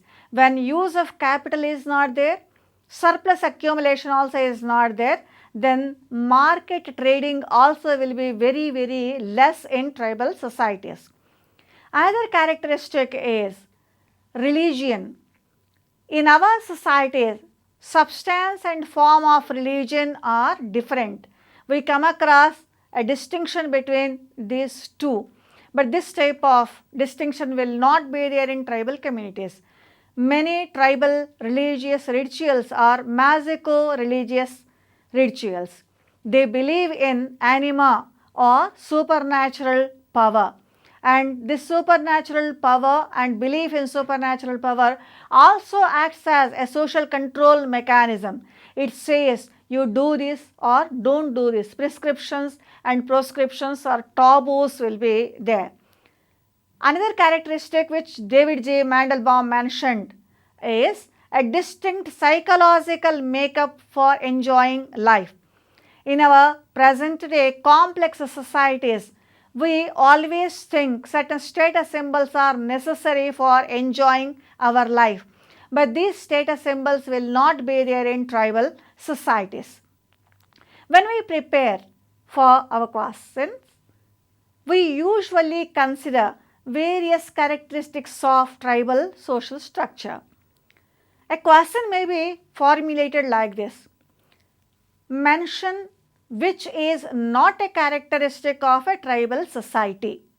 This is a question. The first answer is kinship as an instrument of social relationship. Answer B is lack of rigid status distinctions. Answer C, communitarian basis of land ownership. Answer C, formal organization and bureaucratic setup. Of all these four answers, first three are characteristics of tribal society. The last characteristic is not a characteristic of a tribal society.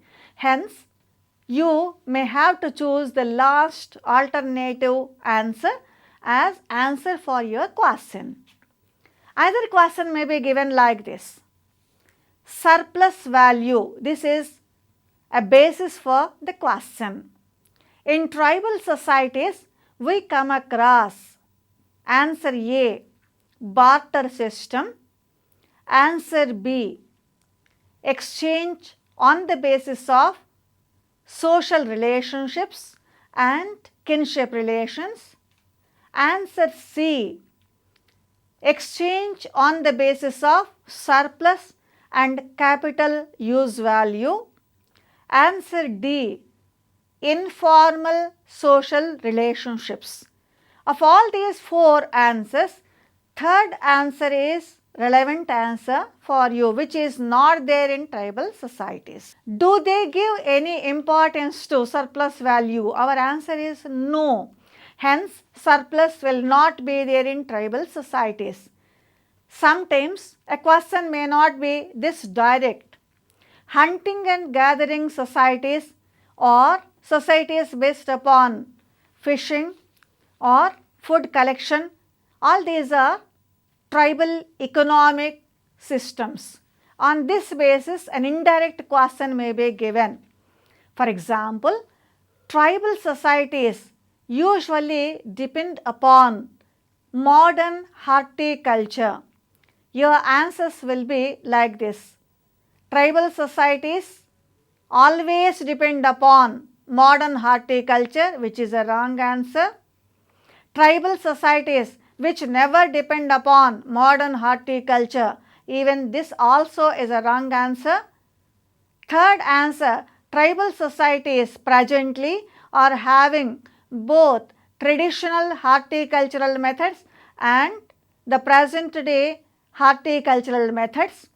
And answer D, tribal societies never do horticulture, which is again a wrong answer. The present day tribal societies is kept as basis for preparation of the question. Hence, your correct answer would be the third answer, where we come across exclusiveness as well as solidarity. Because we are talking about what type of situation is there in our present day tribal societies. They are following traditional occupations, at the same time they are also following the modern system of economic pursuits. Let us proceed to another important aspect related to tribal societies. Whenever we talk about tribal societies, we talk about one characteristic, geographical isolation. In other words, we may have to talk about where tribal communities are residing, because geographical location, you please try to remember, when we try to discuss characteristics of a tribal community, there we have mentioned occupying same geographical territory. This is one of the characteristics of the tribal society. Hence, where they are residing, not only for this purpose, there is another reason also in order to understand geographical distribution.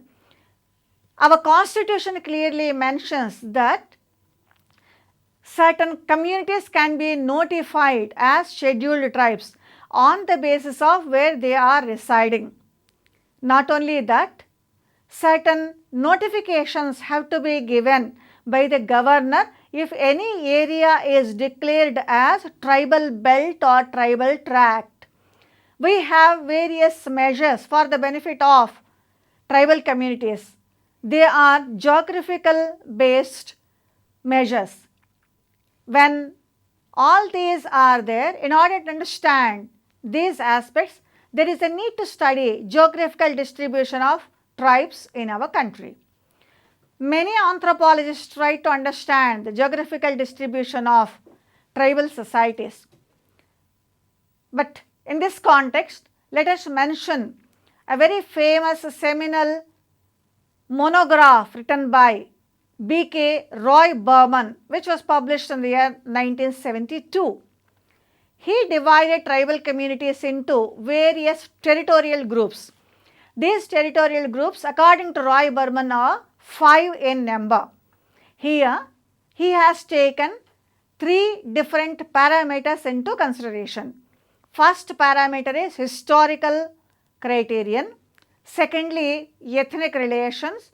Thirdly, socio-cultural relations. Let me repeat once again.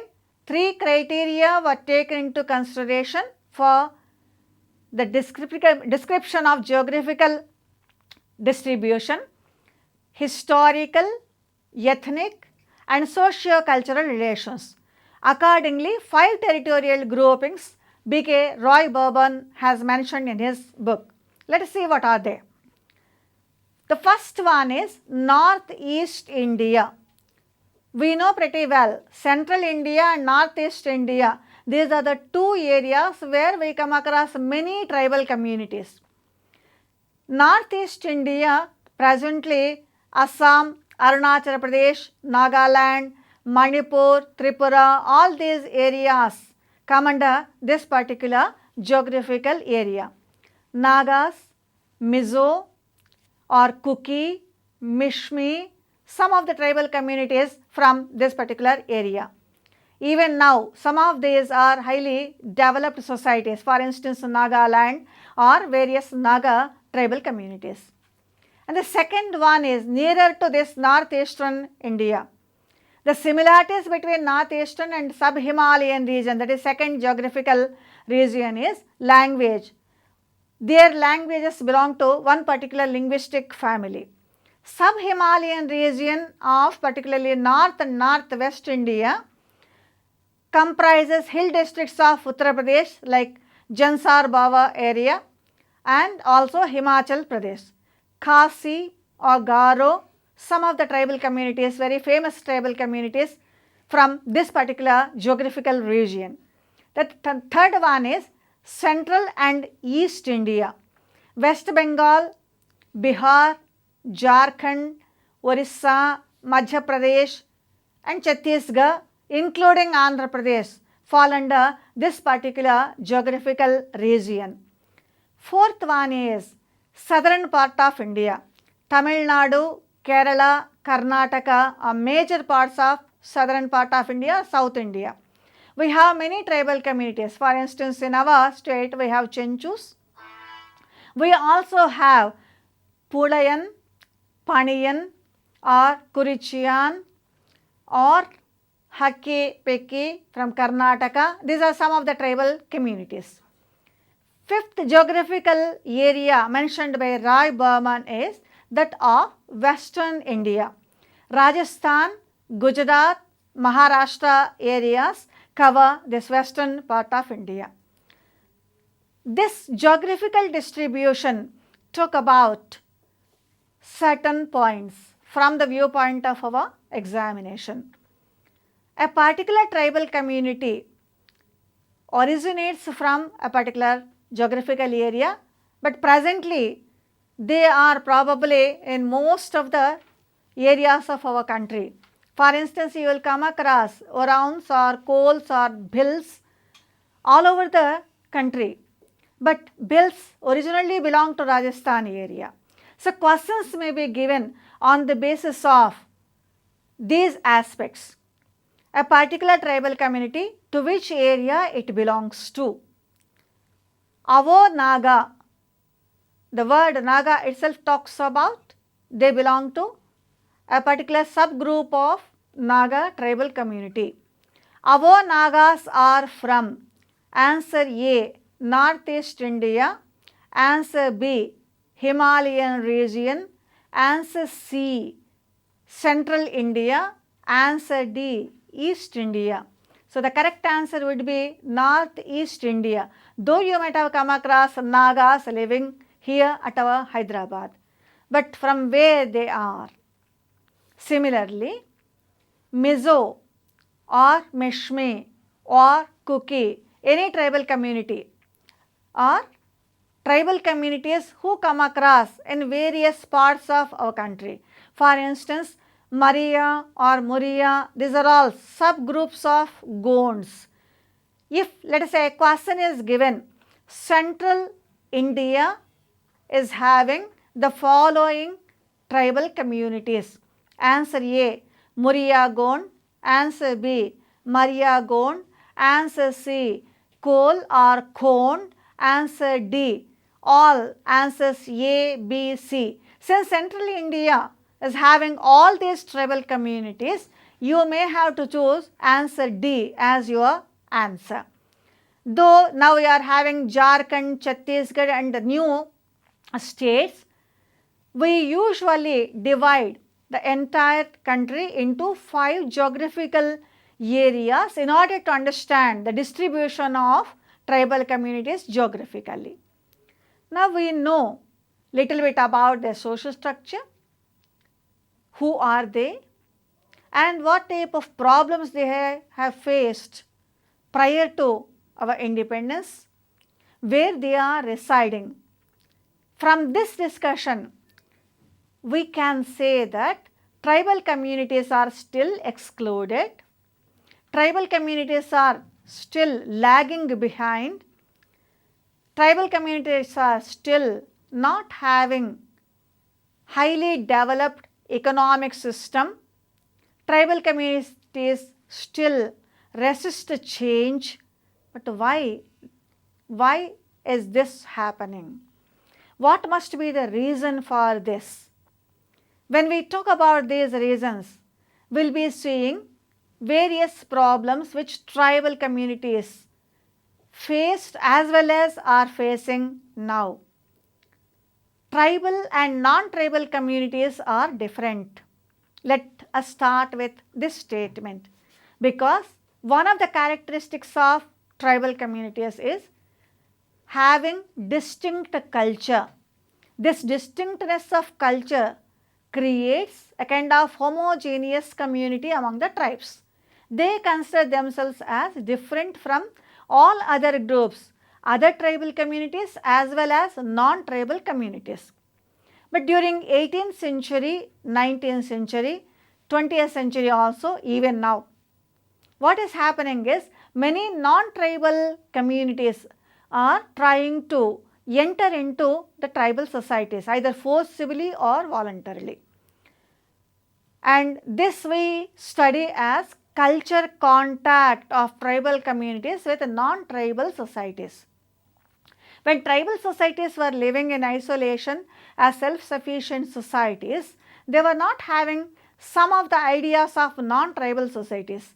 You please try to remember one of the characteristics which D.N. Mazumdar mentioned, that is lack of land holdings owned by a particular person, or he mentions it as communitarian land holdings. That means no person is owner of their land. All will have rights to either to collect food or hunt or fish or do agriculture. And their economic forwardness, what we call today, also is not there. They are economically backward because their technical know-how also is very backward. It is not much developed. Whatever they cultivate or collect, they take it, they use it for their own purpose. But when non-tribals entered into tribal societies, what they did is they tried to occupy their land. They also tried to introduce non-tribal cultural norms into tribal societies. Not only that, they tried to exploit tribal communities because they are ignorant and they are also very illiterate persons and they don't know all these ideas of non-tribal communities related to exploitation. In this context, let us try to understand the major problems which influence tribal societies and how because of these problems still tribal societies are excluded. The first and foremost problem is they became indebted. Tribal communities give a lot of importance for their cultural festivals because they have their own distinct culture. They have their own cultural norms related to marriage or funeral rites, etc. When non-tribal communities entered into their societies, it so happened they have introduced money also into tribal societies. In order to fulfill various cultural norms and rituals, they were taking money from the money lenders, and this resulted in indebtedness. Another problem with which tribal communities are suffering is ignorance. They are ignorant. They are ignorant of various new systems, whether they are based upon capitalistic based society or formal organizations. They cannot understand this, and this ignorance led to the oppression and exploitation of tribal communities by the non-tribals. Because of their economic backwardness, they suffer with poverty, and ignorance, indebtedness, poverty together creates, all of you are well aware, exploitation. They are being exploited even today.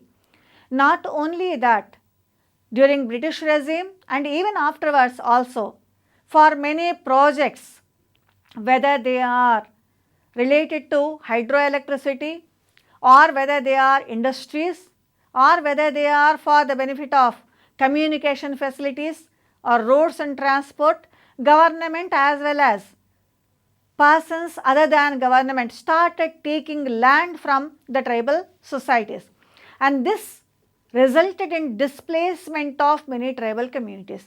They lost their land, they lost their rights over forest, they lost their rights over their forest products. Let us have some idea about why indebtedness is happening in tribal societies, how it results in poverty or ignorance or exploitation.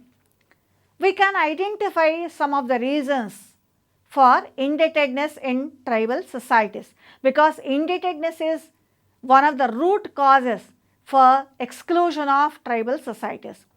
The first and foremost one is tribal communities used to think that they are persons of sons of soil, or forest is their home. They can utilize forest products and forest land is their land.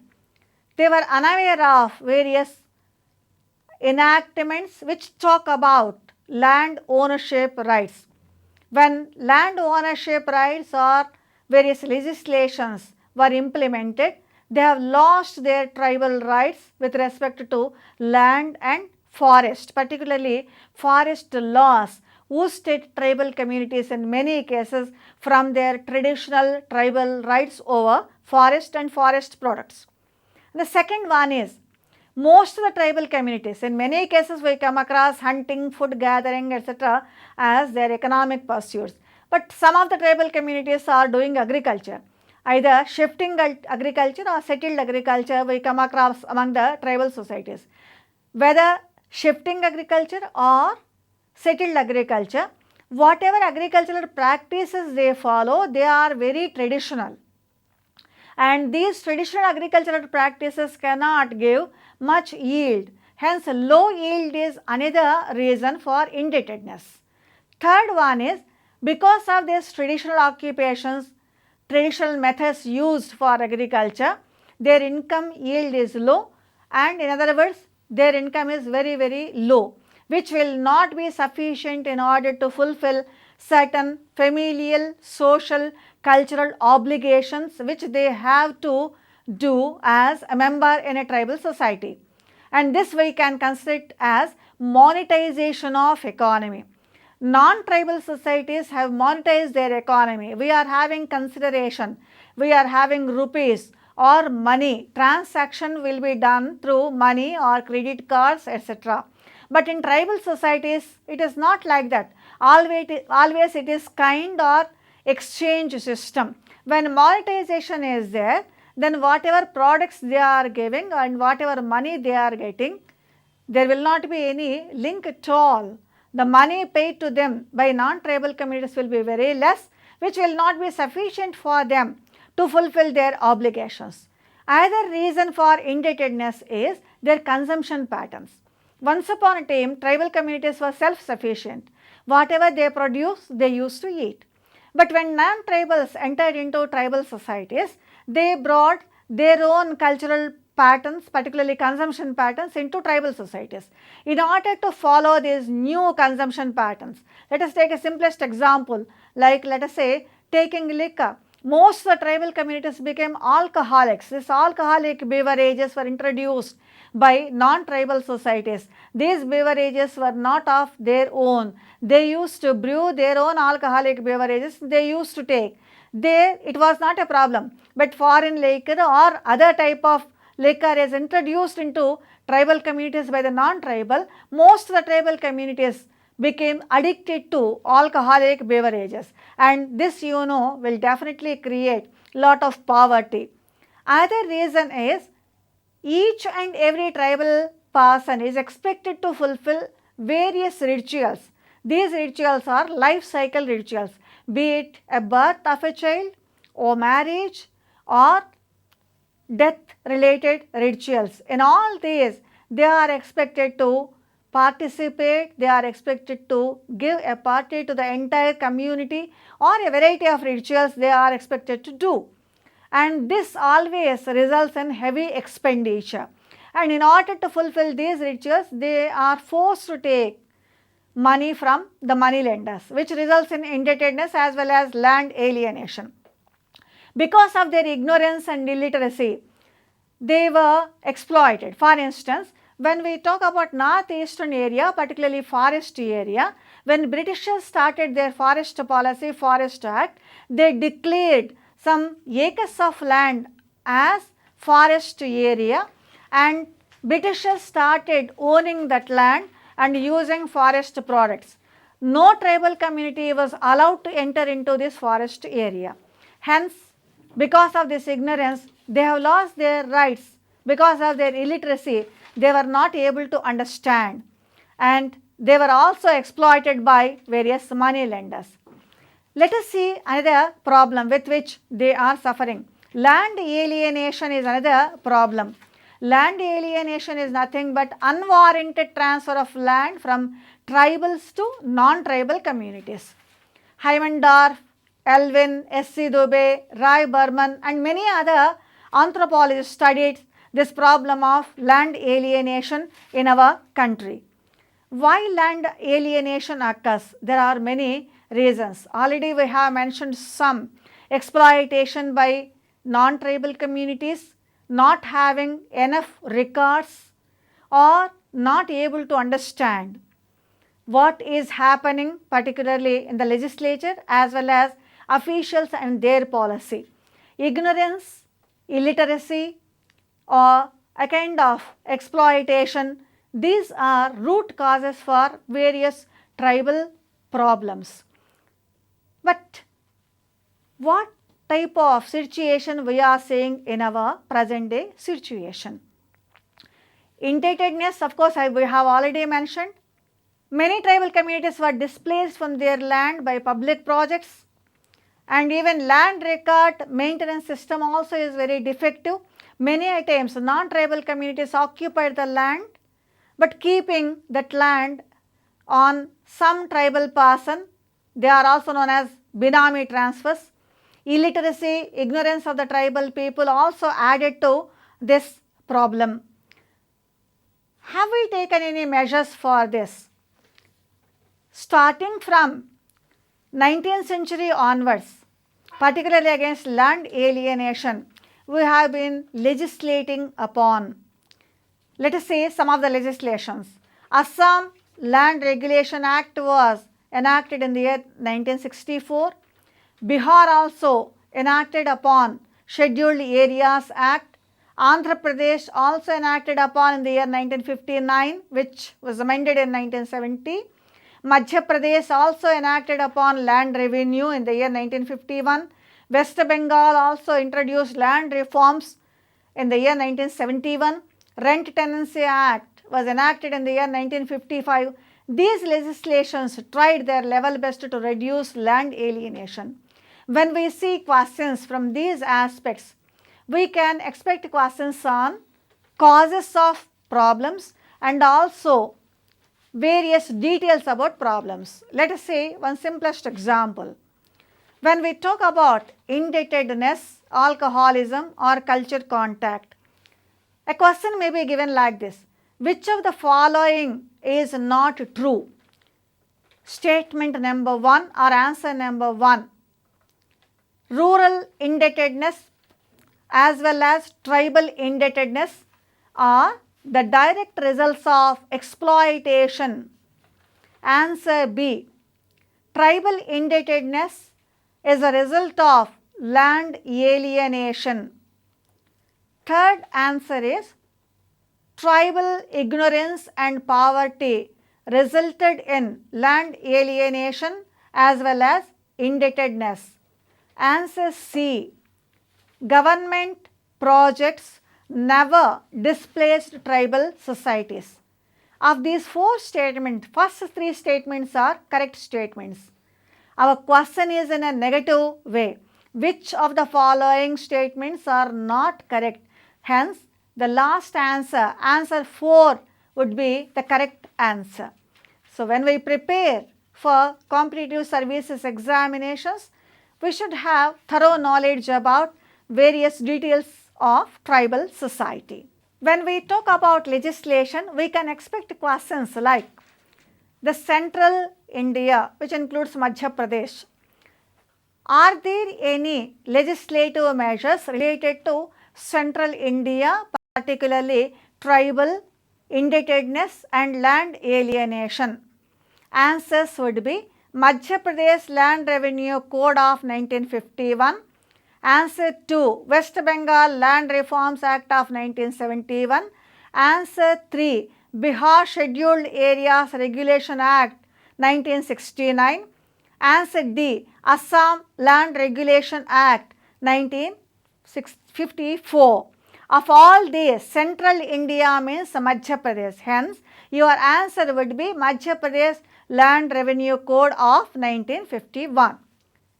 Your correct answer would be Madhya Pradesh Land Revenue Code of 1951. When we prepare for competitive services examinations, let us see the important elements of tribal social structure, tribal problems and prepare. Whether it is social problems related to tribal societies or social structure, you please prepare various tribal studies written by anthropologists like S.C. Dubé, Von Führer-Heimendorf, Verrier Elwin or Roy Bourbon. These books can give enough knowledge for you and you can excel in any type of examination if you read them. Available to each and every person. In other words, minorities should not be excluded. That is the motto of any welfare state. Let us hope for this idealistic situation in our country.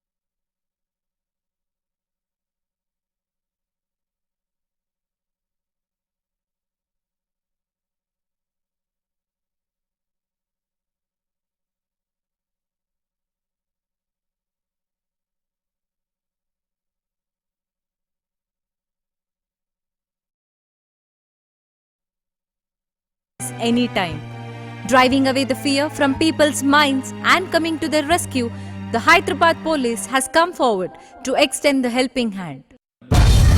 Hawkeye.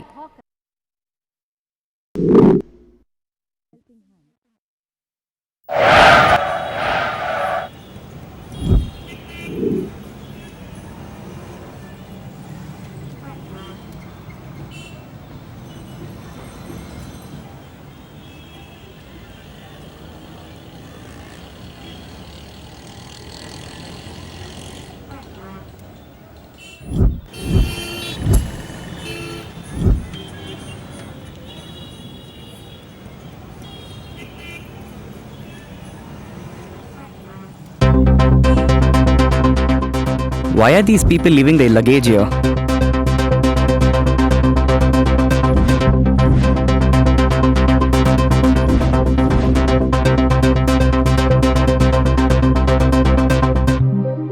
First, it was Gokul Chaat and Lumbini Park. The day before, a powerful bomb was blasted in the Dilshuk Nagar bus stand, and that bomb was wrapped in an unclaimed article. This could be one such thing?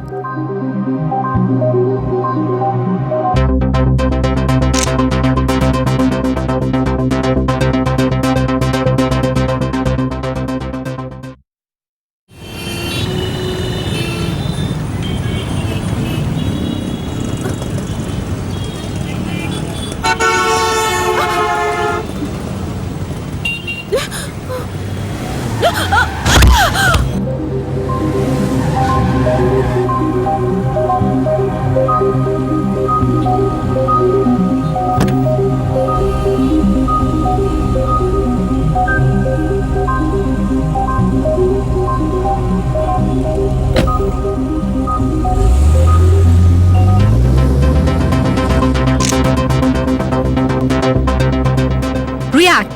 Utilize the Hawkeye set up by the police department and convey information to the concerned about any accident or danger. Whoever may be the victim, he or she is a human being. You also should respond like a human being and extend help.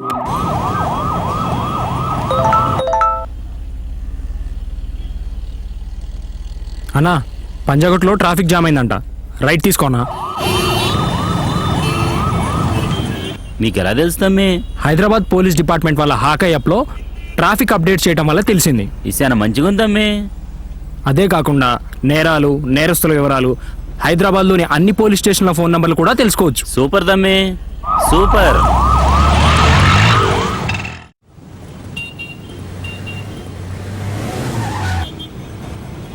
ఎటువైపు వెళ్ళాలి madam?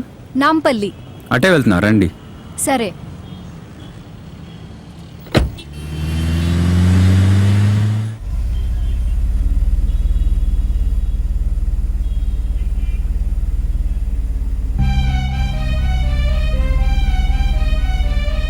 మనం వెళ్ళాల్సింది right కదా, left వెళ్తున్నావేంటి? ఇది చాలా short cut madam.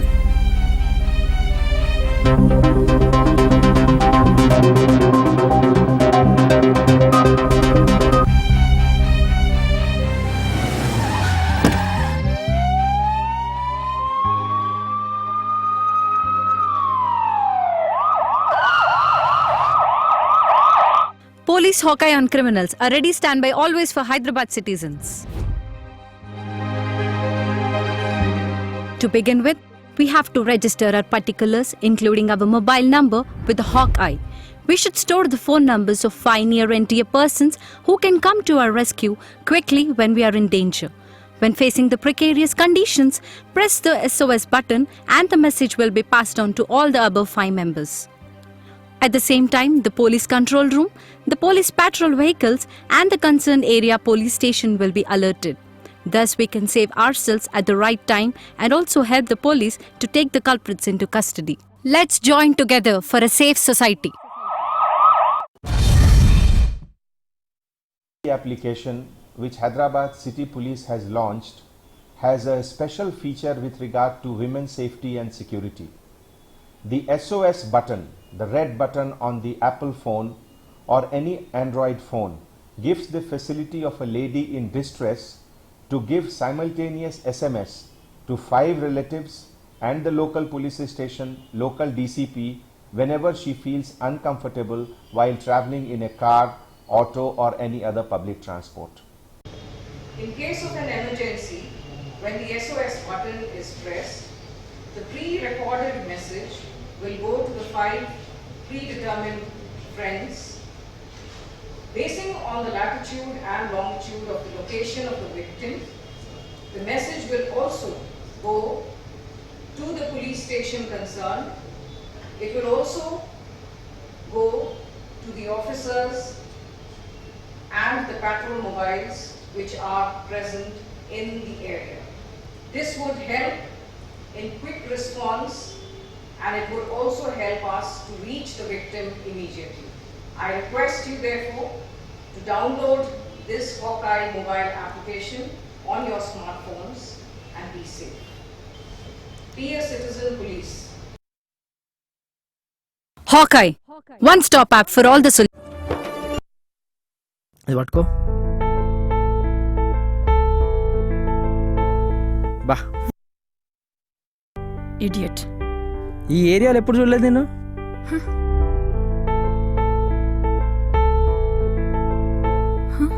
ఈ హౌలగాడి ఏడున్నాడు, వీడితో నాకెందుకు?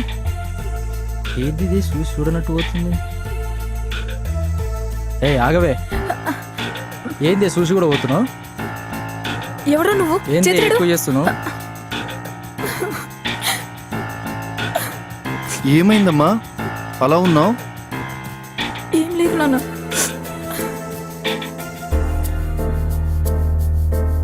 ఎక్కువ వదులు. కవే ఎక్కువ. ఎవరు నువ్వు? వదులు.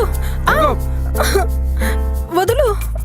ఏయ్, ఏంది ఎక్కువ చేస్తున్నావు? అందంగా ఉన్నాను పొగరా? వద్దు, నన్నేం చేయొద్దు ప్లీజ్, నన్నేం చేయొద్దు. ఒప్పుకుంటే ఒక్కనే, లేదంటే అందరూ. వింటావా వినవా? ప్లీజ్ నన్నేం చేయొద్దు. మీరు ఒప్పుకున్నా చేస్తారు, ఒప్పుకోపోయినా చేస్తారు. మీరు చెప్పినట్టే వింటాను. అదేంటి అంత ఈజీగా ఒప్పుకున్నావు? అస్సలు ఎక్స్పెక్ట్ చేయలేదు. అన్న పోలీసులే. పోలీసులా?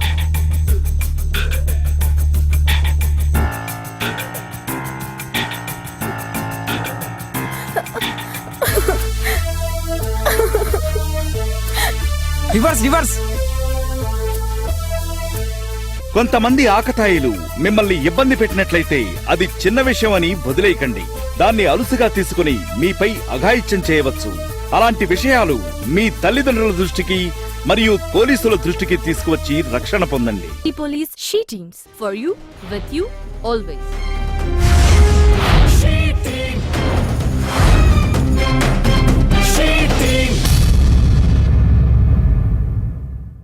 वादा किया था मैंने,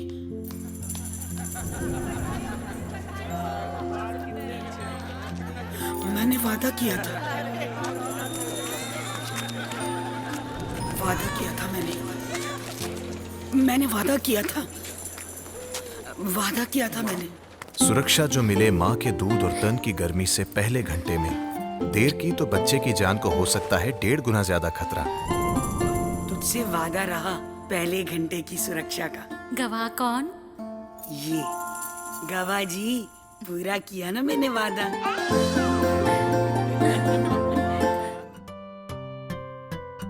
बच्चे की सलामती, अच्छी सेहत और मस्तिष्क के पूर्ण विकास के लिए स्तनपान बहुत ही जरूरी है।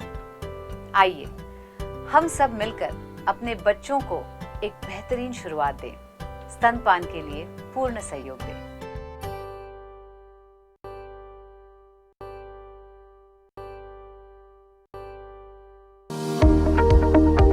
The state of Telangana, since its inception, has been an advocate of using information technology for transparent, accountable, and innovative governance. The state has been striving ever since in integrating technology with governance for an efficient government to serve the citizens. Over the years, the government has been facing the problem of effective public services delivery. With the advent of ICT, the concept of e-governance has been implemented in the state to improve the services.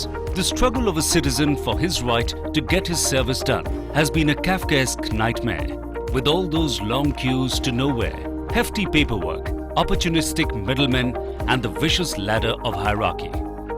With the Herculean task of the sort, the citizens started losing faith in government services, leading to the necessary paradigm shift in thinking. innovation and technology of services to adapt and implement. To overcome those aforementioned challenges, electronic service delivery has been implemented with the initiatives of pushing services online. The key process in re-engineering involved separation of decision of service from point of delivery of service through large number of franchises as points of service delivery, linking all the departments to the single portal, agreeing on the timelines for service, removing the concept of physical jurisdiction for a service to enable anywhere service, etc. Individual services have been merged into integrated services, and manual signatures were replaced with digital signatures. Required infrastructure like state data center and statewide area networks for achieving these technological ambition was implemented. ఒక సంవత్సరం నుంచి తెలంగాణ ప్రభుత్వం వచ్చిన తర్వాత complaint చేసిన within అవర్స్లో మాకు rectify చేస్తూ సిటిజన్కి డైరెక్ట్గా డెలివరీ చేసే విషయంలో తెలంగాణ ప్రభుత్వం ముందుంది. తనకు తాను ఉపాధి కల్పించుకోవాలి అని కొన్ని చేసే వాళ్ళందరికీ ఇది ఒక మంచి అవకాశం. The core objective of Me Seva is to provide smart, citizen-centric, ethical and efficient governance facilitated by technology. Primarily, there are two critical objectives which we want to achieve. First is to provide citizen services in a transparent and accountable manner to take the governance to the doorsteps of the citizens. Today we have about 34 departments and 600 services, and we offer these through 4,000 service touch points. Typically, we are present up to mandal level within 5 kilometers of every citizen. So presence-less, paperless and cashless kind of government is being enabled through Me Seva. And this is essentially what our Chief Minister meant, that we should have the presence of government felt rather than being seen or being heard. We recorded the maximum number of transactions, electronic transactions during 2015-16 in the entire country. So that is the kind of standards we have set in Me Seva and e-governance and the citizen services that we provide. As a result, the required transparency and services has been achieved regarding timeline and cost. Citizen friendliness is being given much more importance, and the middlemen were completely removed from the equation, ending the tyranny of ink signatures. Current bill pay ante current office ki ellali, water bill ante water bill pay office ki ellali. Adendo short time lo vachesi e-seva ki vachesi current bill water bill అన్నీ ఒక 10 మినిట్స్లో వచ్చి pay చేసి వెళ్ళిపోతారు. Speed and accuracy రెండు maintain చేస్తున్నటువంటి operators మీ సేవా నేతృత్వంలో నేను చూశాను. దీనివల్ల ఏంటంటే జెన్యూనెస్ ఉంది ఇక్కడ. It's like a God gift. With all its success in ESD, Telangana government is ranked first in the number of e-transactions carried per 1,000 population out as per national e-transaction count. ESD has been recognized in the country as a pioneer and won all awards in administration for its technological breakthrough and innovation, presenting easy, smart and fast service delivery system in India. It's received the Prime Minister's Award for Excellence in Public Administration, National Award for Best E-Governance Award, and host of others including Scoach Award in December 2015. During 2015-2016, about 12 delegates and foreign officials visited ESD to learn about e-governance platforms and implementation, claiming it as one of the best examples of efficient citizen services delivery. On the 22nd of June 2016, ESD served about 3 lakh citizens on a single day, about 2,65,000 through Me Seva, and about 40,000 through eSeva, the highest in the history. These points of deliveries, PSSKs, or Palle Samagra Seva Kendram, near your neighborhood with centralized and connected ICT platform for universal and non-discriminatory delivery of all government services to citizens and businessmen of all strata. Telangana government is upgrading its hugely successful ESD service Me Seva in the form of Me Seva 2.0 by introducing the disruptive idea of M-governance.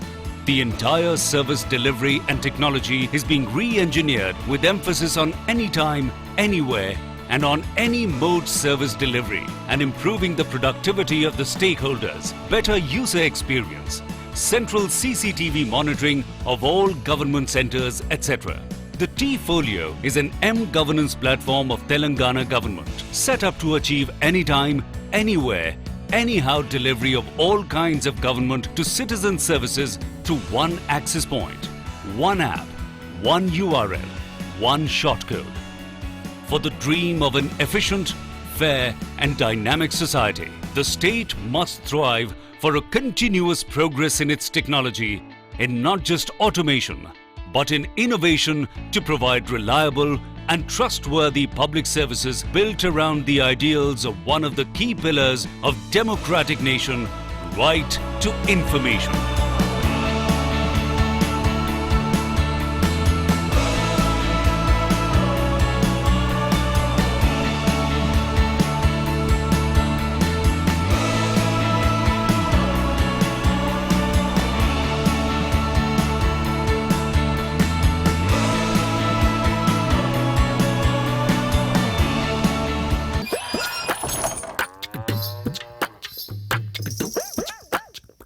है अकेली, चल सहेली, जान के रहना है। देखो कितनी प्यारी, आय हाय, जाने क्या खाए, यूं बढ़ती जाए। देखो 6 महीने में होगा माँ का दूध ही। ना रे ना, जरूर खाए कुछ और भी। कुछ और? वो भी 3-3 बार। जान के ही जाएंगे इस बार। दीदी चावल का माड़ या फिर दाल का पानी? ध्यान से देख, है कुछ और कहानी। आलू, कद्दू, हट बुद्धू, भिंडी, टिंडा। तो 6 महीने में खिलाए क्या? अंडा। देखो मुन्नी ऐसी बढ़ती जाए, बताओ ना क्या क्या खाए? यही सब, बस 6 महीने की हुई अभी तो। अरे तभी तो। घर में जो भी हो सब पकाओ, काढ़ा बनाओ और खिलाओ। 6 महीने जब पूरे हो जाएं, पेट पूजा की घड़ी आए, घड़ी आए, घड़ी आए, घड़ी आए, घड़ी आए, घड़ी आए। ये है विवेक, एक होनहार बालक। ये है विवेक के पिताजी। इन्हें हाई ब्लड प्रेशर और शुगर दोनों हैं, लेकिन खाने में चाहिए ऊपर से बहुत सारा नमक और चाय में भरपूर चीनी। और फिर एक दिन अचानक इन्हें लकवा। नतीजा विवेक की पढ़ाई बंद। मजबूरी है, घर का खर्च चलाने के लिए माँ को बाहर काम करना पड़ता है। लकवा मस्तिष्क से जुड़ी हुई बीमारी है, जिसमें अचानक हमारे शरीर के अंग काम करना बंद कर देते हैं। याद रखें, जब कभी भी कोई लकवे का शिकार हो तो उस मरीज को 3 घंटों के अंदर ही डॉक्टर के पास ले जाना चाहिए। लकवे से बचने के लिए ब्लड प्रेशर की नियमित जांच कराएं, धूम्रपान ना करें, शुगर कंट्रोल में रखें, खून में कोलेस्ट्रॉल को बढ़ने से रोकें, ज्यादा चिकनाई वाली चीजें ना खाएं। जीवन अनमोल है, इसे लापरवाही में यूं ही ना गंवाएं। स्वास्थ्य एवं परिवार कल्याण मंत्रालय द्वारा जनहित में जारी।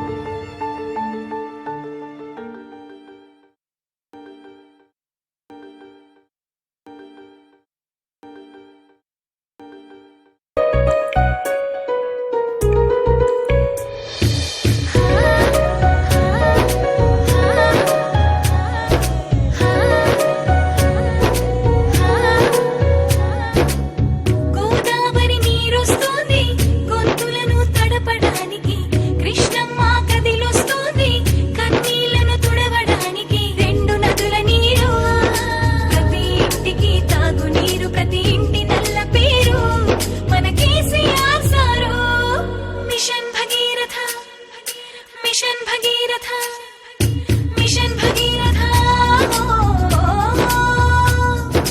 Mission Bhagirath mission Bhagirath mission Bhagirath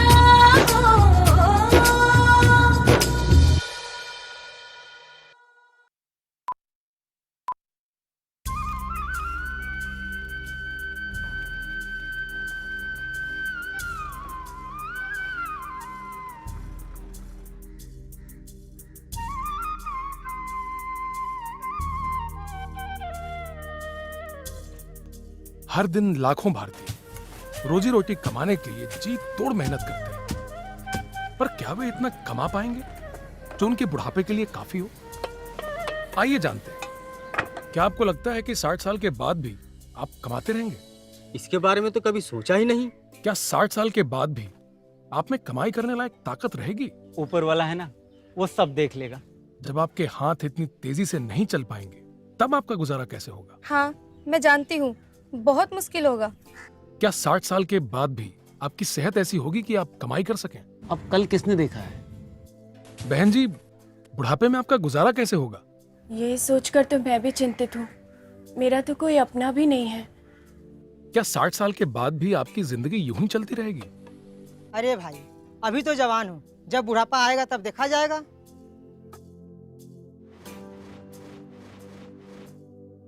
ये बात सही है। जब आदमी स्वस्थ और तंदुरुस्त होता है और उसके हाथ पैर ठीक से काम करते हैं तो वह भविष्य के लिए आमदनी की चिंता नहीं करना चाहता। लेकिन अब इसका भी समाधान है और वह है अटल पेंशन योजना। ये देखिए, यह योजना भारत सरकार की तरफ से एक अनोखी पेशकश है जो 18 से 40 वर्ष तक की आयु वाले सभी बचत बैंक खाता धारकों के लिए है। अटल पेंशन योजना आपको जीवन भर के लिए नियमित रूप से मासिक पेंशन दिलाती है और इसके लिए आपको हर महीने बस एक छोटी सी रकम जमा करवानी पड़ती है। इसे सीधे आपके बैंक खाते से काट लिया जाता है। लेकिन हमें कितनी रकम जमा करवानी होगी? आपको मिलने वाली मासिक पेंशन इस बात पर निर्भर करेगी कि आपने 18 वर्ष की उम्र में शामिल होने पर कितना अंशदान करना शुरू किया था। आप 60 वर्ष की उम्र तक 42 रुपए से लेकर 210 रुपए तक प्रति माह अंशदान कर सकते हैं। इससे आपको 60 वर्ष की उम्र से 1000 रुपए से लेकर 5000 रुपए तक की पेंशन हर महीने मिलेगी।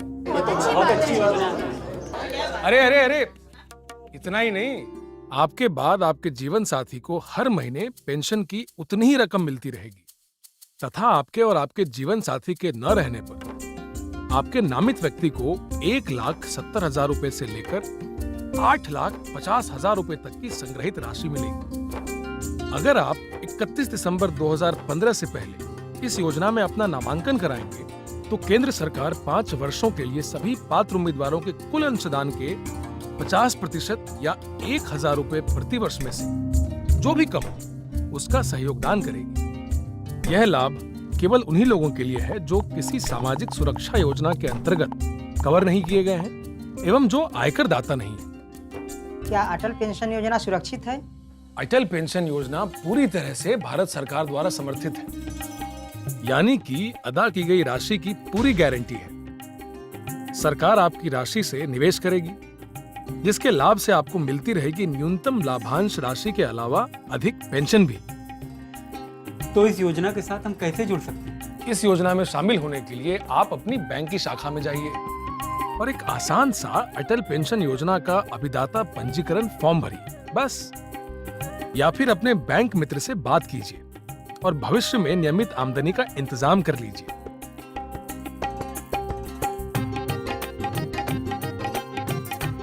अब भविष्य की चिंता छोड़िए और बुढ़ापे में नियमित आमदनी होगी। इस तसल्ली के साथ अपने काम में दुगने जोश से लग जाइए। तो आज ही बैंक जाकर अटल पेंशन योजना में शामिल हुई। हमारी खुशहाली हमारी जिम्मेदारी होती है। अब ये जिम्मेदारी निभाएं कैसे? चलिए एक प्लान बनाते हैं। प्लान ऐसा बनाते हैं जहां सपने सिर्फ सचते नहीं, सच हो जाते हैं। परिवार को अपना बोझ नहीं, अपनी ताकत बनाते हैं। सही उम्र पे शादी, सोच समझकर बच्चे, एक खुशहाल परिवार बनाते हैं। जिम्मेदारी निभाइए, प्लान बनाइए।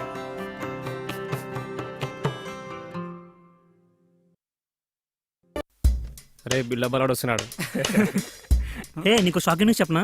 ఏ బిస్కెట్ నువ్వు చెప్పరా. స్వాతి పడిపోయిందిరా, నైట్ కిస్ కూడా చేశా. క్రీమ్ బిస్కెట్ విడిపడిపోయినట్రా. ఏంట్రా నమ్మట్లేదా? నమ్మట్లేదురా. ఎలా నమ్మించాలి చెప్పండి రా, ప్రూవ్ చేస్తాను. మా ముందు కిస్ చేయి, అప్పుడు నమ్ము. అలా ఎలా కుదురుతుందిరా? మీ రూమ్ లో కెమెరా పెడతాము, అక్కడ కిస్ చేయి, నమ్ముతాం. ఓకేరా, సరే బెట్టా బెట్రా. మేము ఓడితే 40,000 ఇస్తాం, నువ్వు ఓడితే 10,000 ఇవ్వరా చాలు. ఓకేనా? ఓకేరా, బెట్రా. ఇందాకేదో చెప్పావురా క్లాస్లో, నాకు అర్థం కాలేదు. రేపు సండే సూపర్ ప్లేస్ ఒకటి ఉంది, అక్కడికి వెళ్దాం, బాగా ఎంజాయ్ చేద్దాం. మా పేరెంట్స్కి తెలుస్తుందేమో. నేను ఉన్నా కదా, నీకెందుకు భయం?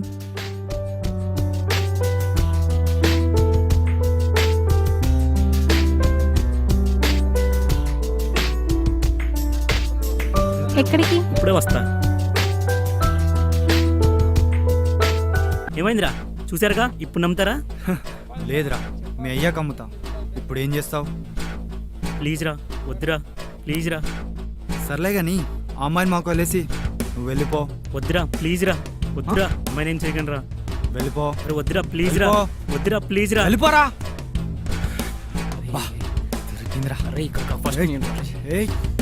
వాడికి మాకు తేడా ఏంటి? ఒక్కసారికి ఇలా కానిచ్చే మేము అలాంటి వాళ్ళం కాదే.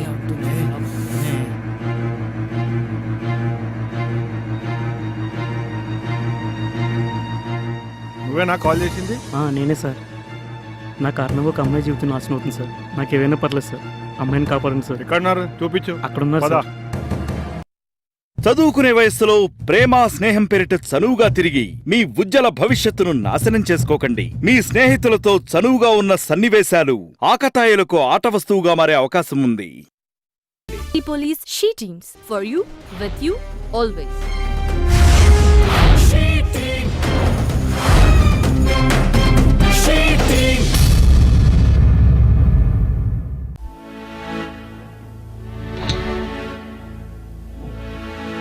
Is it fair?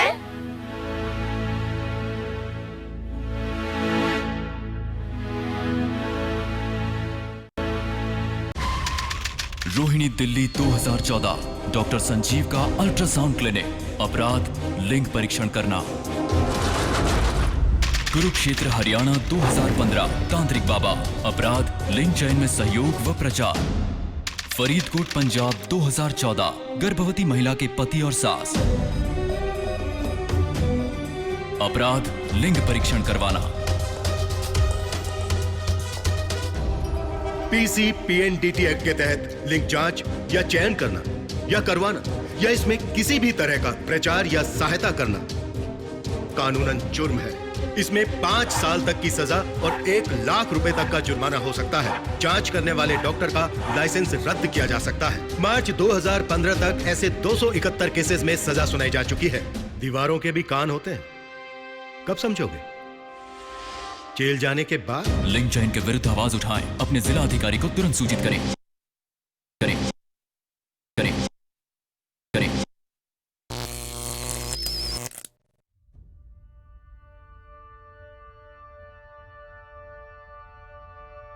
If there is one thing that binds together every great idea the world has seen, is that they all started somewhere.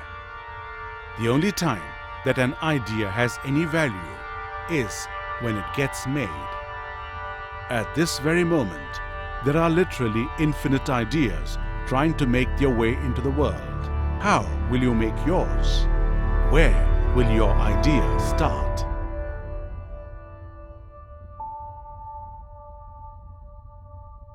Here at T-Hub by Hyderabad.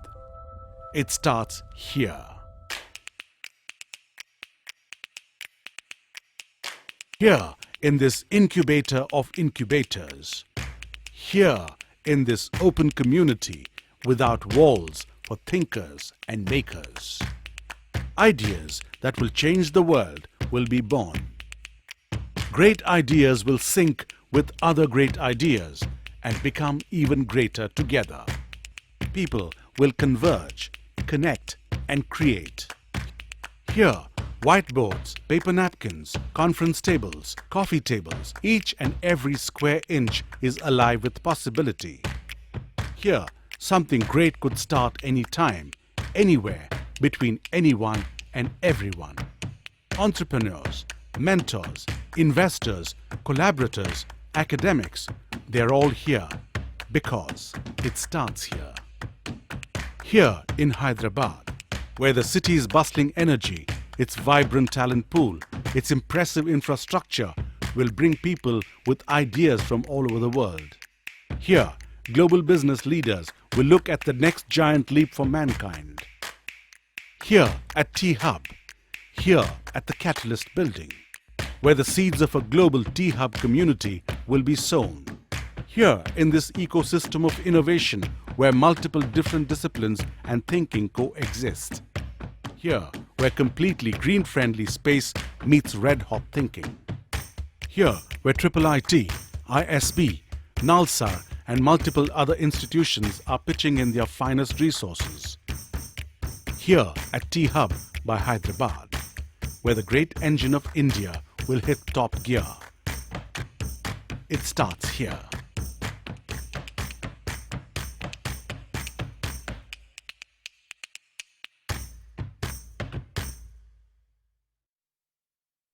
The Telangana government needs to be commended for their vision to bring together entrepreneurs, mentors, academicians, and capital. Extremely bold vision of making technology an enabler of overall development. This will create thousands of quality jobs and generate significant new revenues for this budding but very aggressive new state. And I'm sure other states in the country will soon follow Telangana's lead on this. So T-Hub is not a revolutionary idea, it's an evolutionary idea. At the heart of it, T-Hub is a community, one that's committed to innovation. It's a network of people coming together to make magic happen. We want to be known as the place where your dream becomes a living, breathing reality. T-Hub by far is the single largest step we've taken in this country to scale some amazing technology-based ideas and taking them up to the next level. Our aim is to make Hyderabad one of the most vibrant and connected startup cities in the world. Hyderabad's perfect because of infrastructure, world-class research organizations, leading academic institutions, and a really supportive government. Hyderabad is where T-Hub is. This is where the world is coming to. And here at Hyderabad, we welcome you. Come to T-Hub. Come to a place where you'll find people who appreciate your passion, your journey, your spirit, and who really want to help you change the world.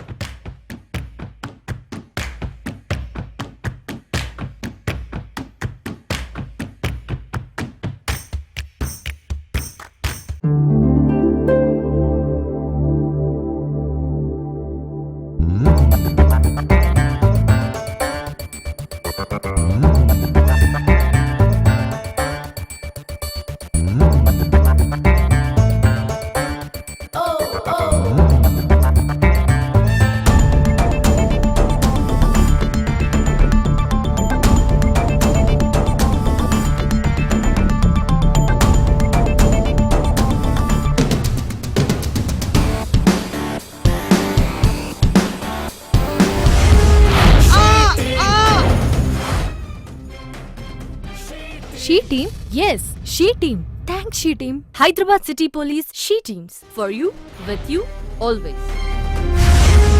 She Team. She Team. যদি তোর ডাক শুনে কেউ না আসে তবে একলা চলো রে যদি তোর ডাক শুনে কেউ না আসে তবে একলা চলো রে একলা চলো একলা চলো একলা চলো একলা চলো রে आइए गांधी जी के बताए हुए कदमों पर चलें और एक स्वच्छ और सुंदर भारत की रचना करें।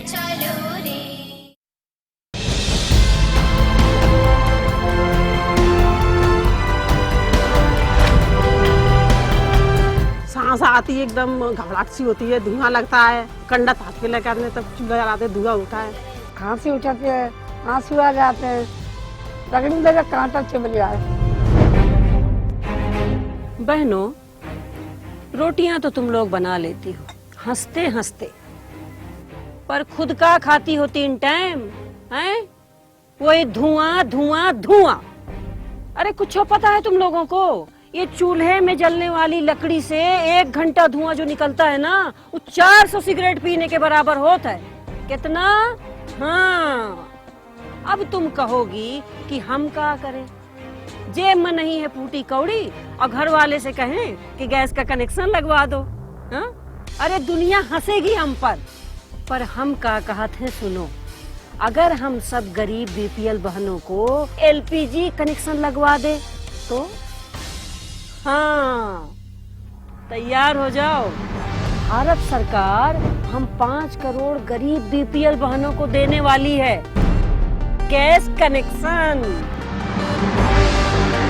प्रधानमंत्री उज्ज्वला योजना के जरिए अब होगा स्वच्छ ईंधन, बेहतर जीवन।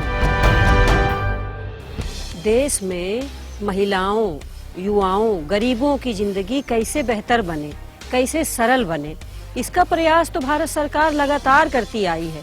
हमारे प्रधानमंत्री जी ने मिशन उठाया है कि देश के हर गांव, हर शहर के सभी परिवारों को एलपीजी पहुंचाना है, हर घर को धुआं रहित करना है।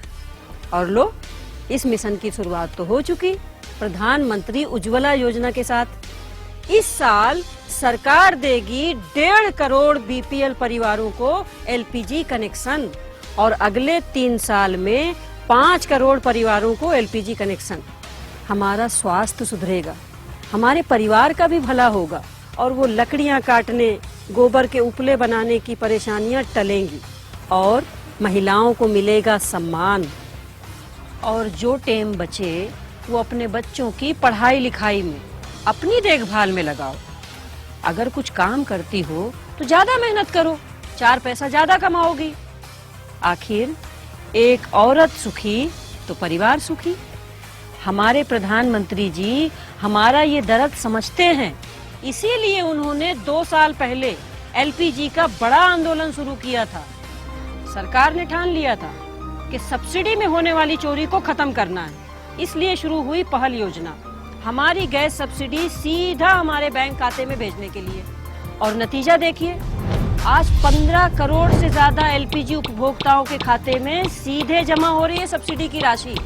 परिणाम स्वरूप 30,000 करोड़ से ज्यादा की राशि सब्सिडी के तौर पर जमा हो गई है। और वो क्या कहते हैं, गिनीज का वर्ल्ड रिकॉर्ड भी बनाया है इस योजना ने। इतना ही नहीं, अब एलपीजी का कनेक्शन लेना हो या कोई और ग्राहक सेवा प्राप्त करनी हो, अब वो पहले की तरह लाइन में खड़ा होने की जरूरत नहीं है। अब ई-कुल भी हो गया है ऑनलाइन, कंप्यूटर या मोबाइल से क्लिक क्लिक हो गया। तो किसी की मजाल है कि हमारा 1 पैसा भी यहाँ से वहाँ हो जाए? पर कितना भी कर लो, हमारे जैसे लाइन में खड़े होने वाले लोगों की तादाद इतनी ज्यादा है कि पता नहीं हमारा नंबर कब आता। तो उसके लिए भी एक आइडिया निकाला हमारे प्रधानमंत्री जी ने। उन्होंने खुद देश के समृद्ध देशवासियों से अपनी गैस सब्सिडी छोड़ने का आग्रह किया। क्या कहते हैं अंग्रेजी में, गिव इट अप, ताकि उस सब्सिडी के पैसे से गरीब परिवारों की रसोई तक गैस पहुंचाई जा सके। उनकी पुकार पर पूरा देश उनके साथ जुड़ गया और देखते ही देखते गिव इट अप ने एक बड़े अभियान का रूप ले लिया। एक गैस सिलेंडर में सब्सिडी न ले, देने का भी एक आनंद होता है, देने का भी एक संतोष होता है।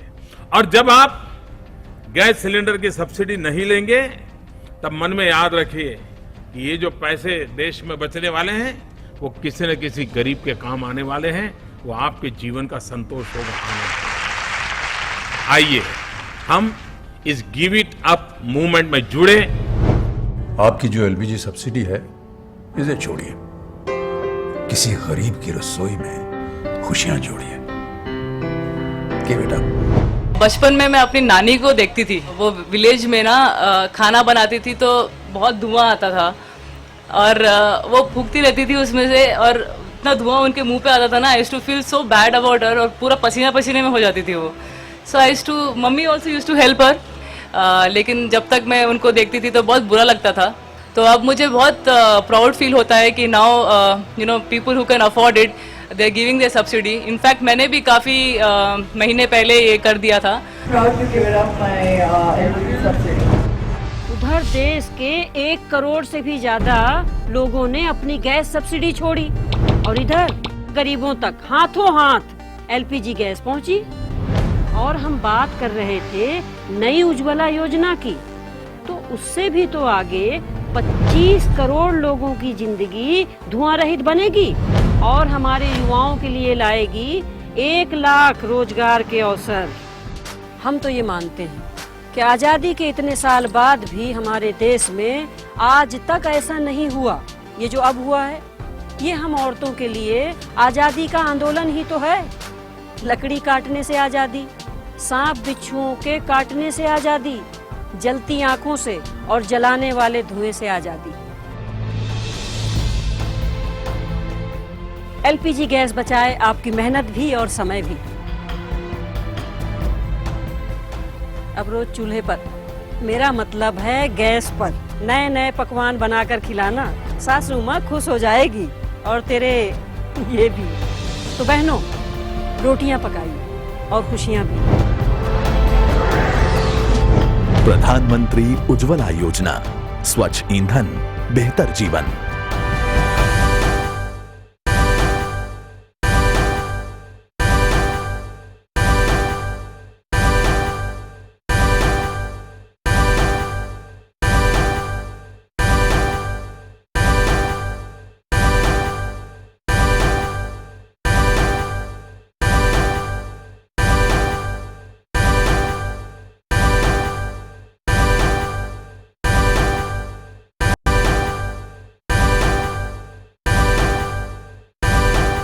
मेरे गांव की लड़की रानी है ना, वो इस साल 6ठी में पहुंच गई।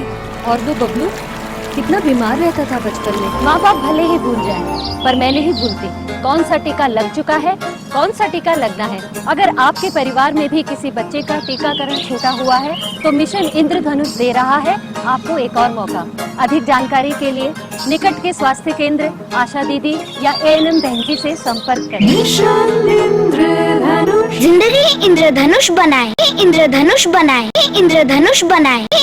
बच्चे की खुशी में दोनों की शक्ति जरूरी है ना। जैसे दोनों का जोश और दोनों का दिमाग। और ठीक इसी तरह दस्त होने पर भी दोनों जरूरी, जैसे ORS और जिंक। जी हाँ, दस्त होते ही हर बार ORS घोल और दिन में 1 बार जिंक की गोली पूरे 14 दिनों तक। दोनों से मिले जल्द आराम, पूरी हो पानी की कमी और मिले दूसरी बीमारियों से लड़ने की ताकत। दस्त होते ही ORS और जिंक, दोनों की जोड़ी, देखभाल पूरी।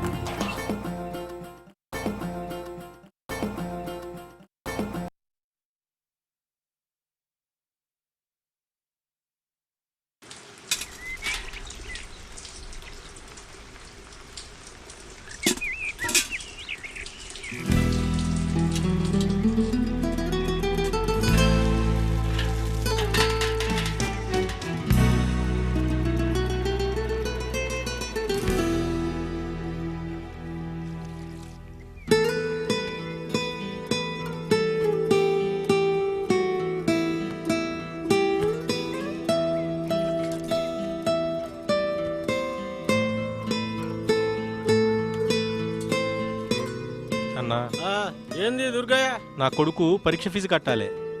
నీకు తెలుసు కదా మా పరిస్థితి. యాడనన్నా 10,000 అప్పిప్పి నెల నెల వడ్డీ కట్టుకుంటా. అరే మనకి ఎవడు ఇస్తాడు అప్పు? గిర్రీ పెట్టనీకి మనతానా ఏమన్నా ఉన్నదా? ఏమీ లేకుండా ఎవడు ఇస్తాడు ఇయ్యాల రేపు? వచ్చి నెల నాది బిడ్డ పెళ్లి కుదిరింది, అది నీకు తెలుసు. ఇంకా పైసలు బందోబస్తే కాలేదు. ఈ ఆటో ఎందుకు అడుగుతున్నాడో తెలుసా? అమ్మ నీకి వేరే చారే లేదు. నీకోసం నా కోసం అల్లాకి దువా చేస్తా. మనసంటోళ్ళకి ఆ దేవుడే దిక్కు. ఇవాళ ఈ ఆటో అమ్మేస్తే రేపటి సంది ఏం చేయాలో సమజైతలేదు. ఆటో వస్తావా? ఏడబోవాలి సార్? గాంధీనగర్. ఎక్కురి. సరే దుర్గయ్య, పోతానా. వచ్చేటప్పుడు ఈ ఆటో కూడా ఉండదు.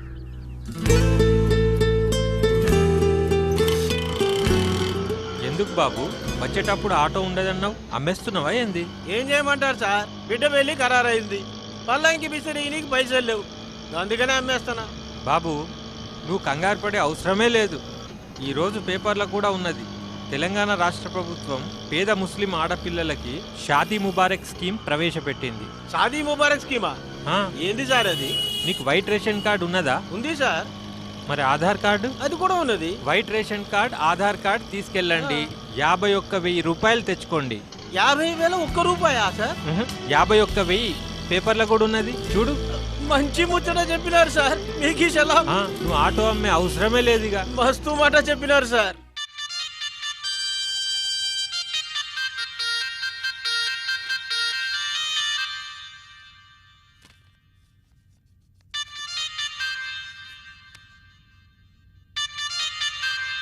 खुश रहो बेटी।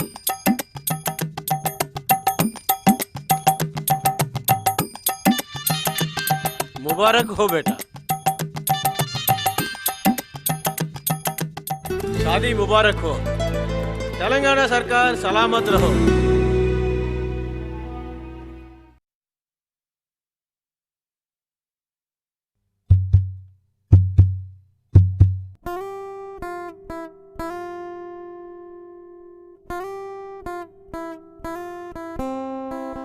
You know what is the most beautiful sound in the world? It's the sound of a child being born. And do you know what's even more beautiful?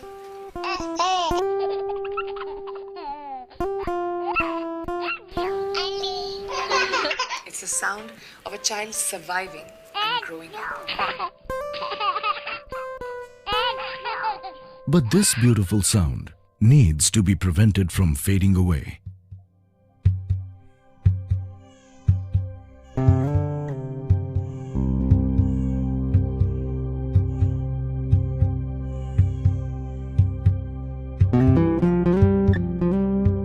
Empowering adolescent girls with life skills and investing in their health, education, nutrition is the best step that we can take for our country's future. An empowered girl tends to marry later and have children who are more likely to survive, be better nourished, and be better educated. In India, half of all deaths in childhood occur in the first month of life. कुपोषण बच्चों के शरीर और दिमाग दोनों को ही जिंदगी भर के लिए कमजोर बना देता है, और जब बच्चे ही मजबूत नहीं होंगे तो देश कैसे मजबूत हो सकता है? Let's give every child a fair chance to live by reducing mortality rate. Here's our promise to every child. Let us pledge to come together for safe motherhood and child survival. So let us pledge to come together and end the preventable deaths of newborn children. I pledge my support to this cause. And guess what? I'm not alone. आइए मिलकर इस खतरनाक दुश्मन के खिलाफ जंग छेड़ दें। By ensuring every man and woman is committed, an entire nation will unite. We're getting 1 billion people with us to be a part of this movement. I pledge to help every newborn survive. I pledge. And I pledge To spread the word. I pledge. I pledge. I pledge to join hands. I pledge. I pledge. I pledge to spread the word. I pledge to help. मैं पढ़ लेता हूँ। I pledge. I pledge. I pledge I pledge. पढ़ लेती हूँ. I pledge. To spread the word. I pledge. I pledge. I pledge. मैं पढ़ लेती हूँ. I pledge to spread the word. I pledge. I pledge. I pledge. I pledge. What about you? Let's turn every newborn's cry into laughter. Let's unite to help every child survive and thrive.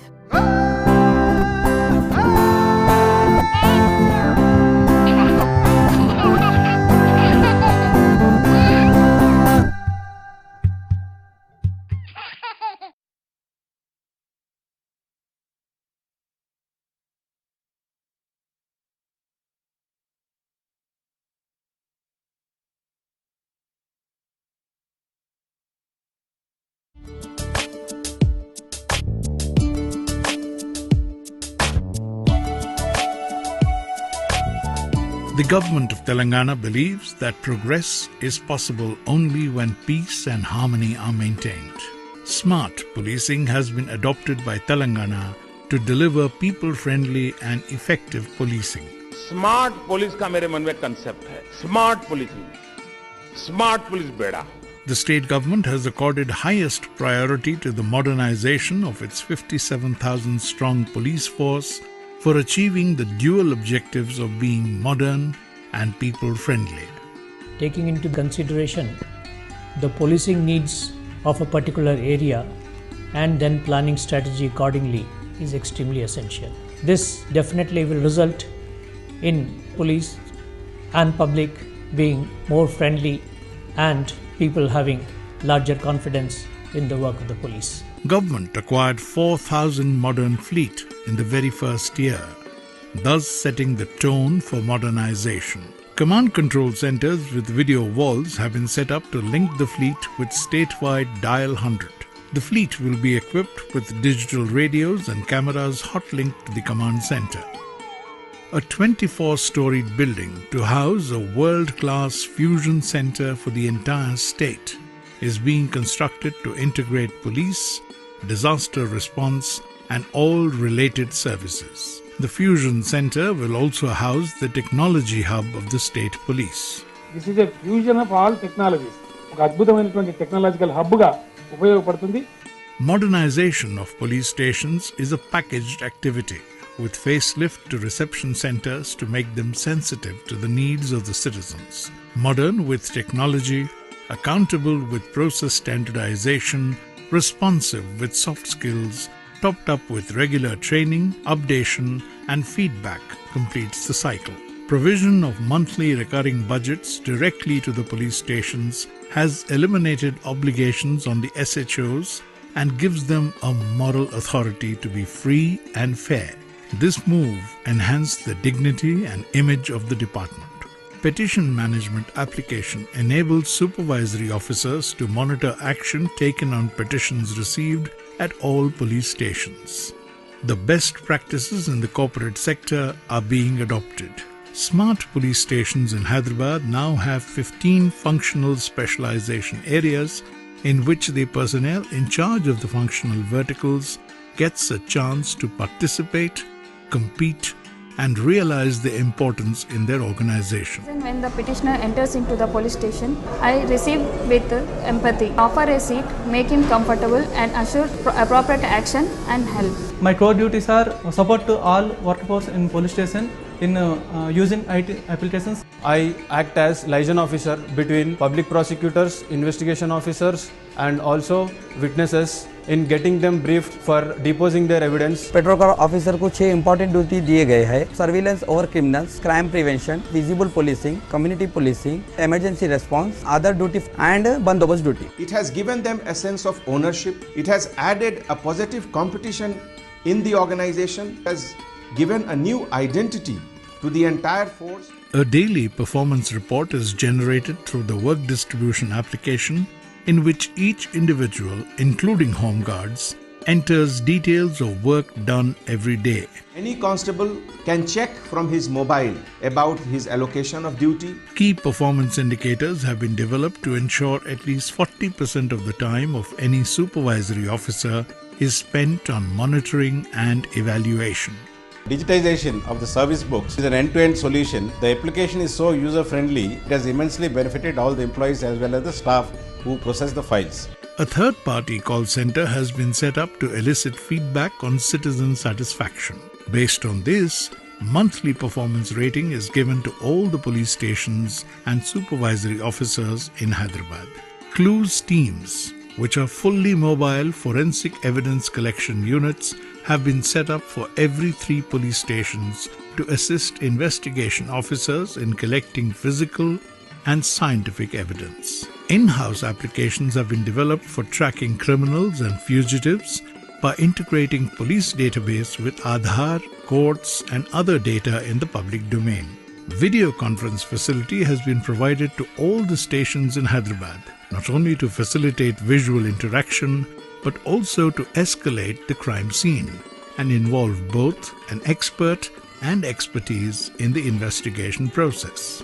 Since traffic police directly interfaces with people, special attention is placed on technology for evidence-based enforcement in traffic regulation. Over 350 junctions have been equipped with surveillance cameras, variable loop cameras, and automatic red light violation detection system. Spot collection of fines has been completely eliminated. With this move, Hyderabad became the first state capital to implement cashless, contactless enforcement of traffic regulations with evidence-based e-challan. Our focus is more on regulation than enforcement. No traffic cop on the streets is expected to collect any violation fee from the citizens. All our challans are evidence-based and citizens have really liked. Body-worn cameras have made enforcement of traffic regulations absolutely transparent. By regulating the conduct of both police and the public, digital signage pylons have been erected for dissemination of traffic and other updates. Government has invoked the provisions of the Public Safety Measures Enforcement Act to encourage commercial establishments to install security features including CC cameras. More than 10,000 cameras have already been installed so far by the stakeholders, and another 1 lakh cameras are likely to be added to the community's CCTV network. Additionally, the government will install 10,000 CC cameras at public places in Hyderabad. Government has accorded highest priority for women's safety. 33% reservation for women in police force has been provided. She teams operating incognito while being empowered with technology to create evidence-based enforcement have created a strong deterrent against eve teasers and emboldened women to move freely. She Teams has now completed over a year and it has become successful in making an impact on the confidence of the women. The places where initially the eve teasing and harassment was taking place is now free from those problems. She cabs in Hyderabad and free she shuttles in the IT corridor have together heralded a safer environment for women. Hawkeye, a national award-winning app which gives location-based services, has become popular among women. Hawkeye app chala baagundi thanks to city police. The main aim of this app is to transform the community into citizen police with their identity concealed and without a need to come to the police stations. Hawkeye also has bundled services like online registration of tenants, drivers and servants with the police. Hawkeye is an application to facilitate the citizens to report about any violation. Wherever they are, they can post the pictures or videos. Very fast and expeditious and paperless passport verification procedure has reduced turnaround time for verification to 5 days. Telangana is now the fastest in passport verification. I applied for a passport. Police officer came home with an iPad for verification. I received my passport within a week from the date of applying. I am very much delighted indeed. Special branch of Hyderabad City Police verifies about 1,20,000 passport applications every year. Citizens can directly apply on mobile app for 27 types of lost articles, documents, to obtain a digitally signed police certificate within 72 hours without even visiting the police station. Last reports app చూసి దాని ద్వారా apply చేసుకొని within 24 అవర్స్లో నేను ఆ digital signature తోటి duplicate mark list తెచ్చుకొని within 2 వీక్స్లో నేను passport తీసుకోగలిగాను. Mobile app for stolen vehicle tracking system enables the police to trace lost and abandoned vehicles. Telangana Police recognizes that organizational transformation can be brought about only by extensive training. With the support from industry under the CSR initiative, over 10,000 policemen were trained in the last 1 year. The state police have partnered with organizations like Administrative Staff College of India, Center for Good Governance, and the Indian School of Business for training, process re-engineering, and technology management. All police stations in the state capital have a Facebook page and the Commissioner's office has a Twitter handle. WhatsApp is being extensively used to establish an environment of constant interaction between the community and police. Public can express their needs depending on the crime pattern, traffic pattern, or any other specific requirement of theirs. The local police, once coming to know of this requirement, can give a feedback to the society as to what steps are being taken. A social media lab is deployed to gauge the public feedback and also give a predictive analysis in crime prevention. A social media management center has been started which crawls across 40 million social media sites. Monitoring this social media in today's world is an absolute imperative for all police forces across the world. This analysis is being successfully used to take up de-radicalization of youth. A market intelligence unit was created to prevent white-collar offences and protect gullible investors. This unit has succeeded in unearthing a lot of job frauds, loan frauds and also insurance frauds in this current year, and we have arrested important gangs which are operating all over India. Digital mobile radios and radio over internet protocol have been tested successfully, and Telangana Police is in the process of implementing it statewide. Any senior officer can speak through a mobile handset to the remotest police station in the district. Reward system has been further incentivized with additional increments in pay up to 3 years and a cash award of 3 lakh rupees for bagging medals in the police sports and duty meets. Police welfare has always been a priority area of the department. Ex gratia to police martyrs is now the highest in the country, ranging from 40 lakh rupees up to 1 crore rupees. Police personnel have been given 10% reservation in the government's free housing scheme. Telangana Police rededicates itself to the philosophy of smart policing and digital governance to ensure a safe and secure environment, enabling growth and prosperity of the state.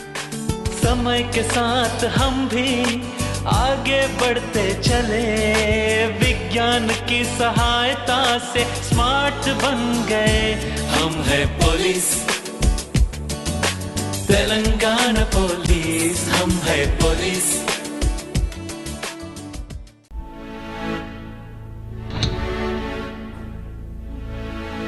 Is it fair?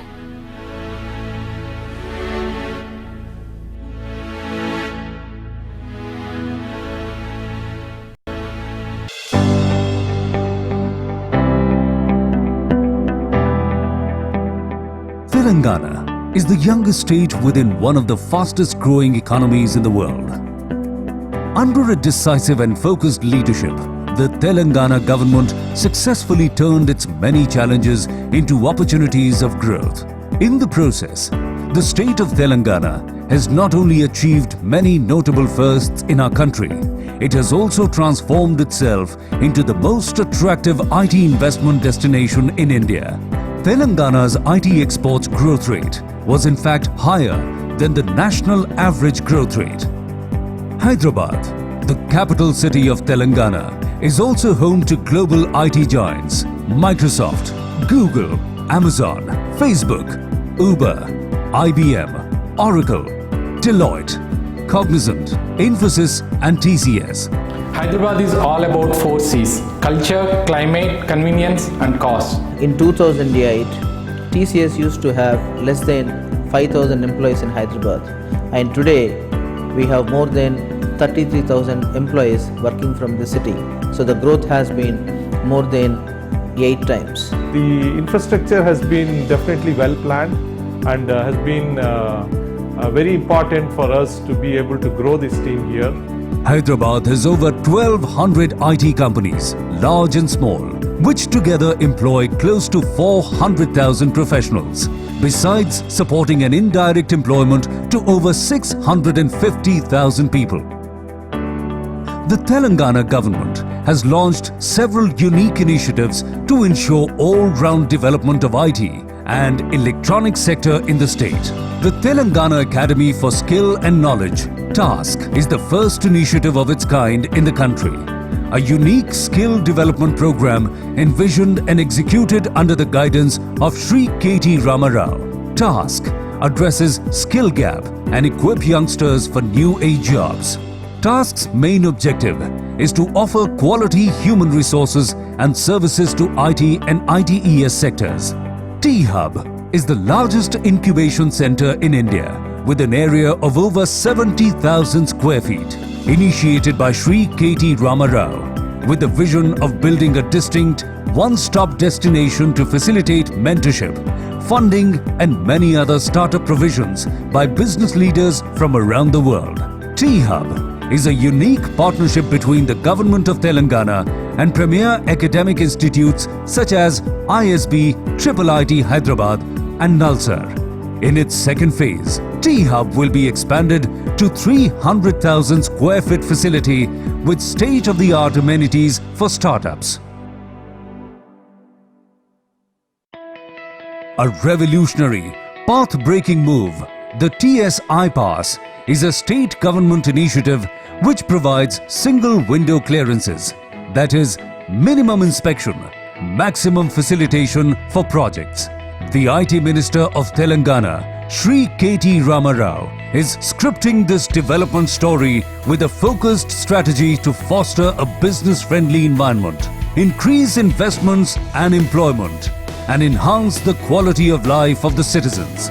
Mr. K.T. Rama Rao personally met the top brass of 30 leading companies including Microsoft, Google, Amazon, Adobe, Cisco and Oracle to set up their operations in Telangana.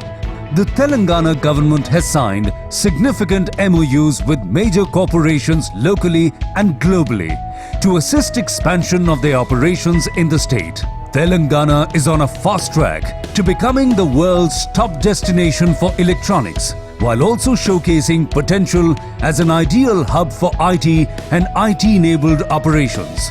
Out of the top 5 tech companies, highly valued tech companies in the world, 4 of them have chosen Hyderabad as their destination to set up their largest base outside of the US.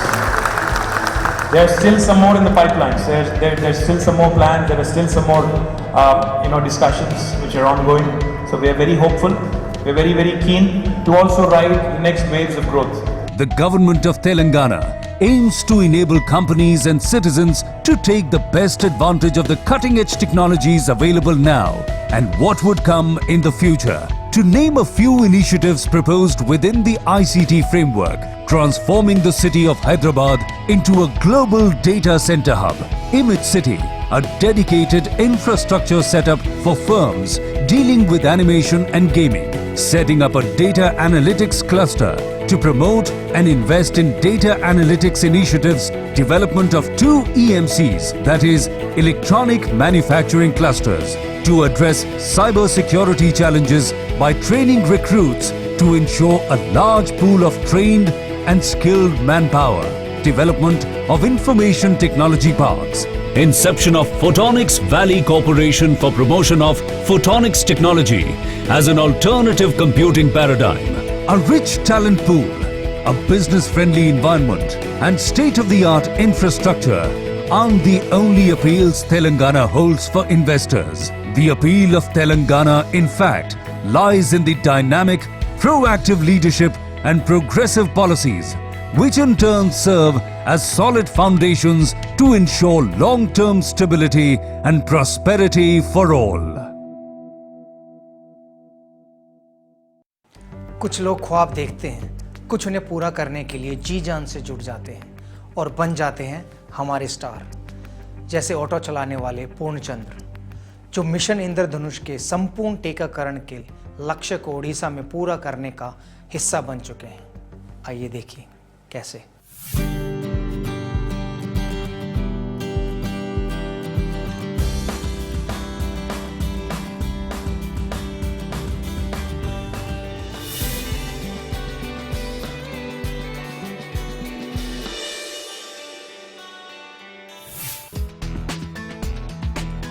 तीन पहियों पर एक जिंदगी हजारों की सलामती के लिए रोज निकलती है।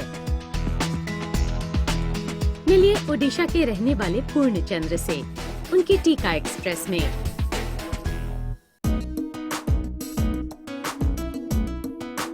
हर बच्चे को सारे टीके लगें, यही इस स्टार का मकसद है।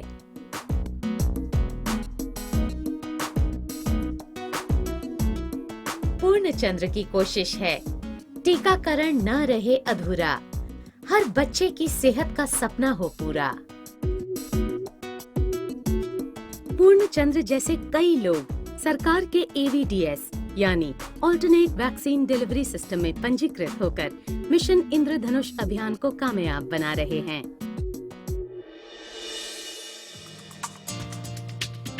हर बुधवार सूरज निकलते ही पूर्णचंद्र अपनी टीका एक्सप्रेस में कोल्ड चेन सेंटर से टीके लेकर 6 उपकेंद्रों तक पहुंचाते हैं। ये बच्चों के स्वास्थ्य और विकास के लिए अहम है।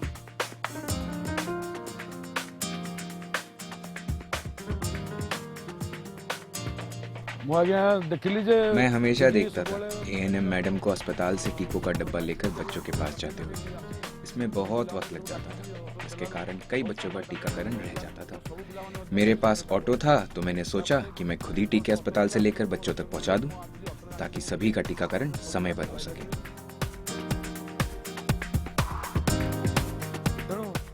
आज मुझे खुशी और बेहद गर्व है कि ज्यादा से ज्यादा बच्चों की सेहत की सुरक्षा मुमकिन हो पाई।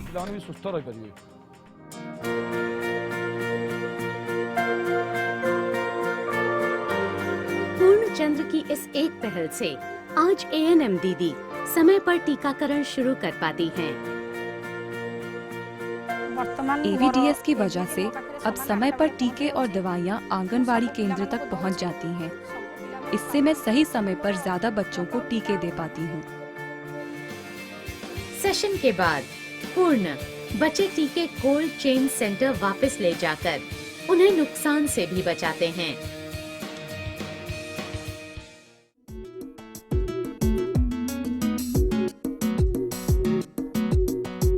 आज पूर्णचंद जैसे हजारों लोग एवीडीएस यानी अल्टरनेट वैक्सीन डिलीवरी सिस्टम को पूरे देश में कामयाब बना रहे हैं। स्टार हो तो पूर्णचंद जैसा, लेकिन लाखों बच्चों के लिए एक स्टार काफी नहीं।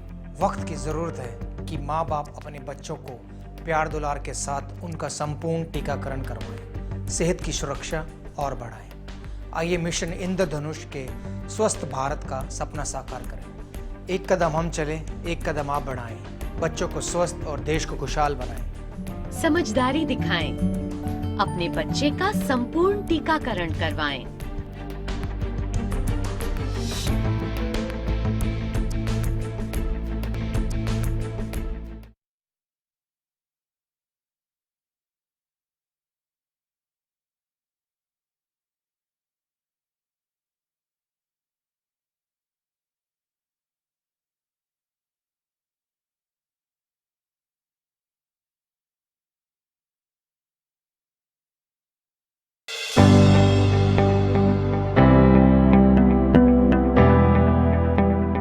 Telangana is the youngest state within one of the fastest growing economies in the world. Under a decisive and focused leadership, the Telangana government successfully turned its many challenges into opportunities of growth.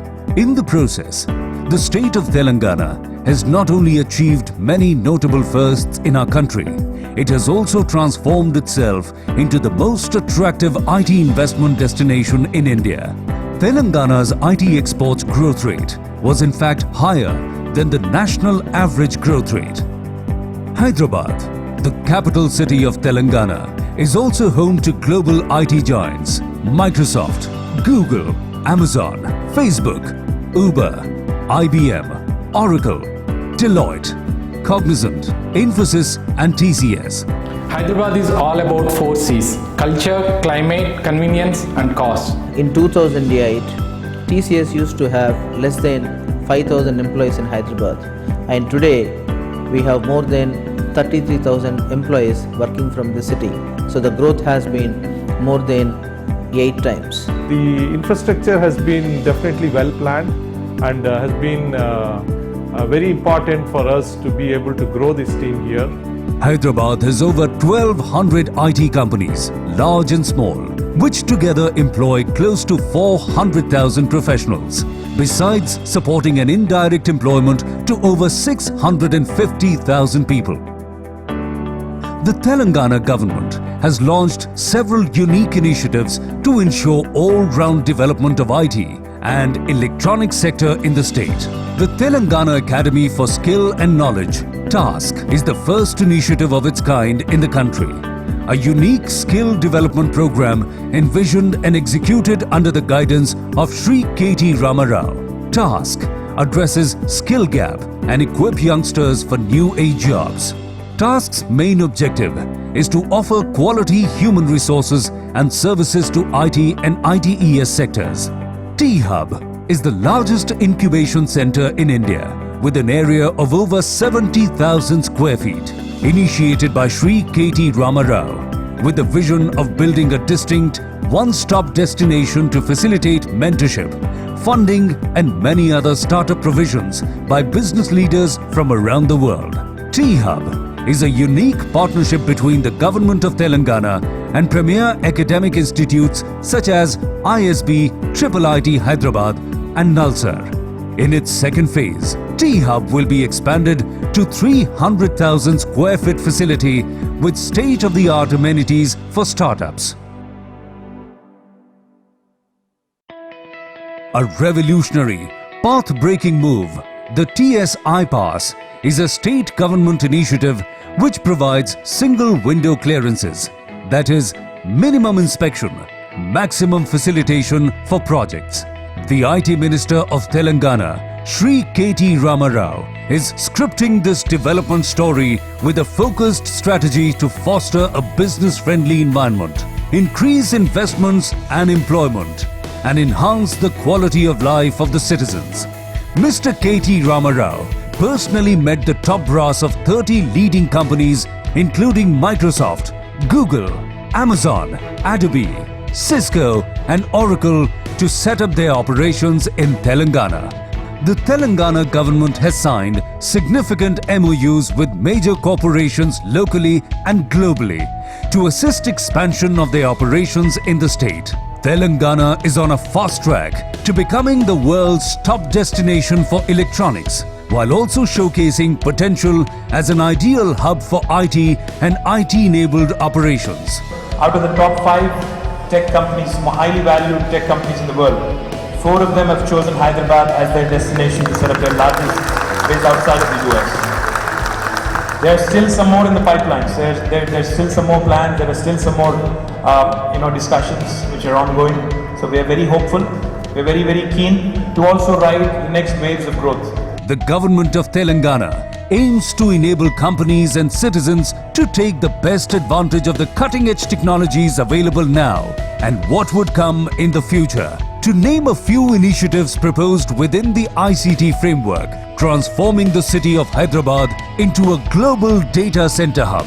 Image City, a dedicated infrastructure setup for firms dealing with animation and gaming. Setting up a data analytics cluster to promote and invest in data analytics initiatives, development of 2 EMCs, that is, electronic manufacturing clusters, to address cybersecurity challenges by training recruits to ensure a large pool of trained and skilled manpower, development of information technology parks, inception of Photonics Valley Corporation for promotion of photonics technology as an alternative computing paradigm, a rich talent pool, a business-friendly environment and state-of-the-art infrastructure aren't the only appeals Telangana holds for investors. The appeal of Telangana, in fact, lies in the dynamic, proactive leadership and progressive policies, which in turn serve as solid foundations to ensure long-term stability and prosperity for all.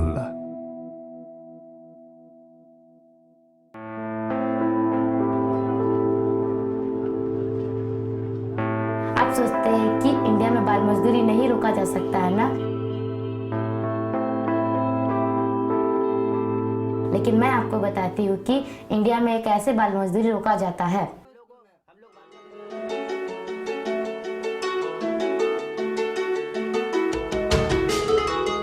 और हम लोग ये भी दिखा सकते हैं बड़े लोगों को कि क्या गलत है और क्या सही है।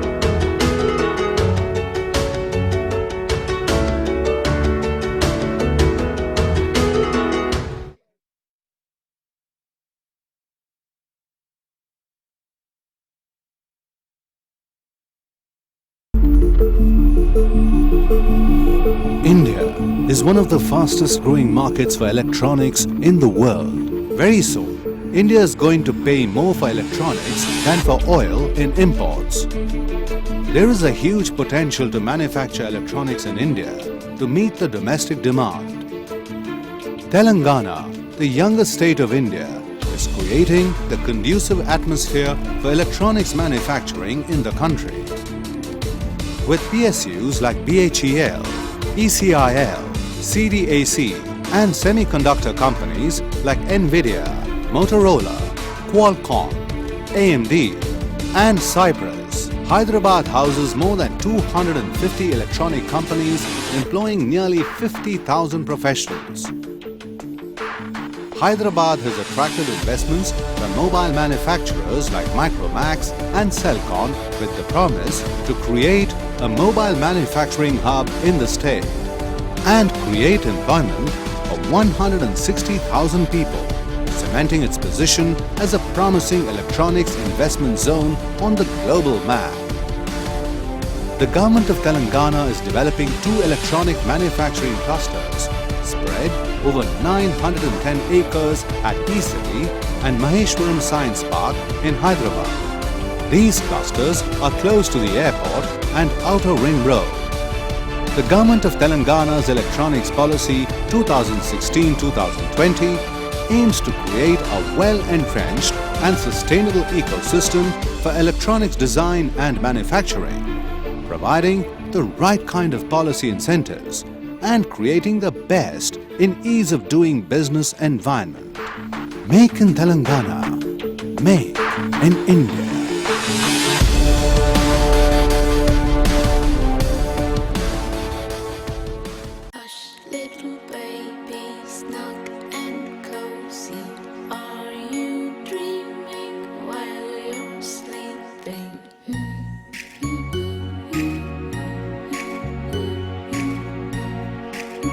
You have what keeps your baby smiling. Are you doing what keeps your baby healthy?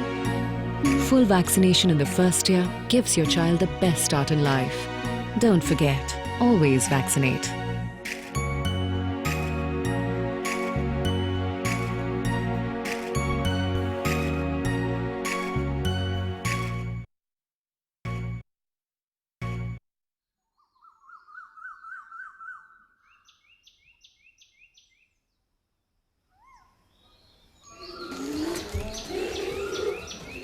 शाबाश रमेश, ये लो, ये है तुम्हारी पहली कमाई। Thank you doctor.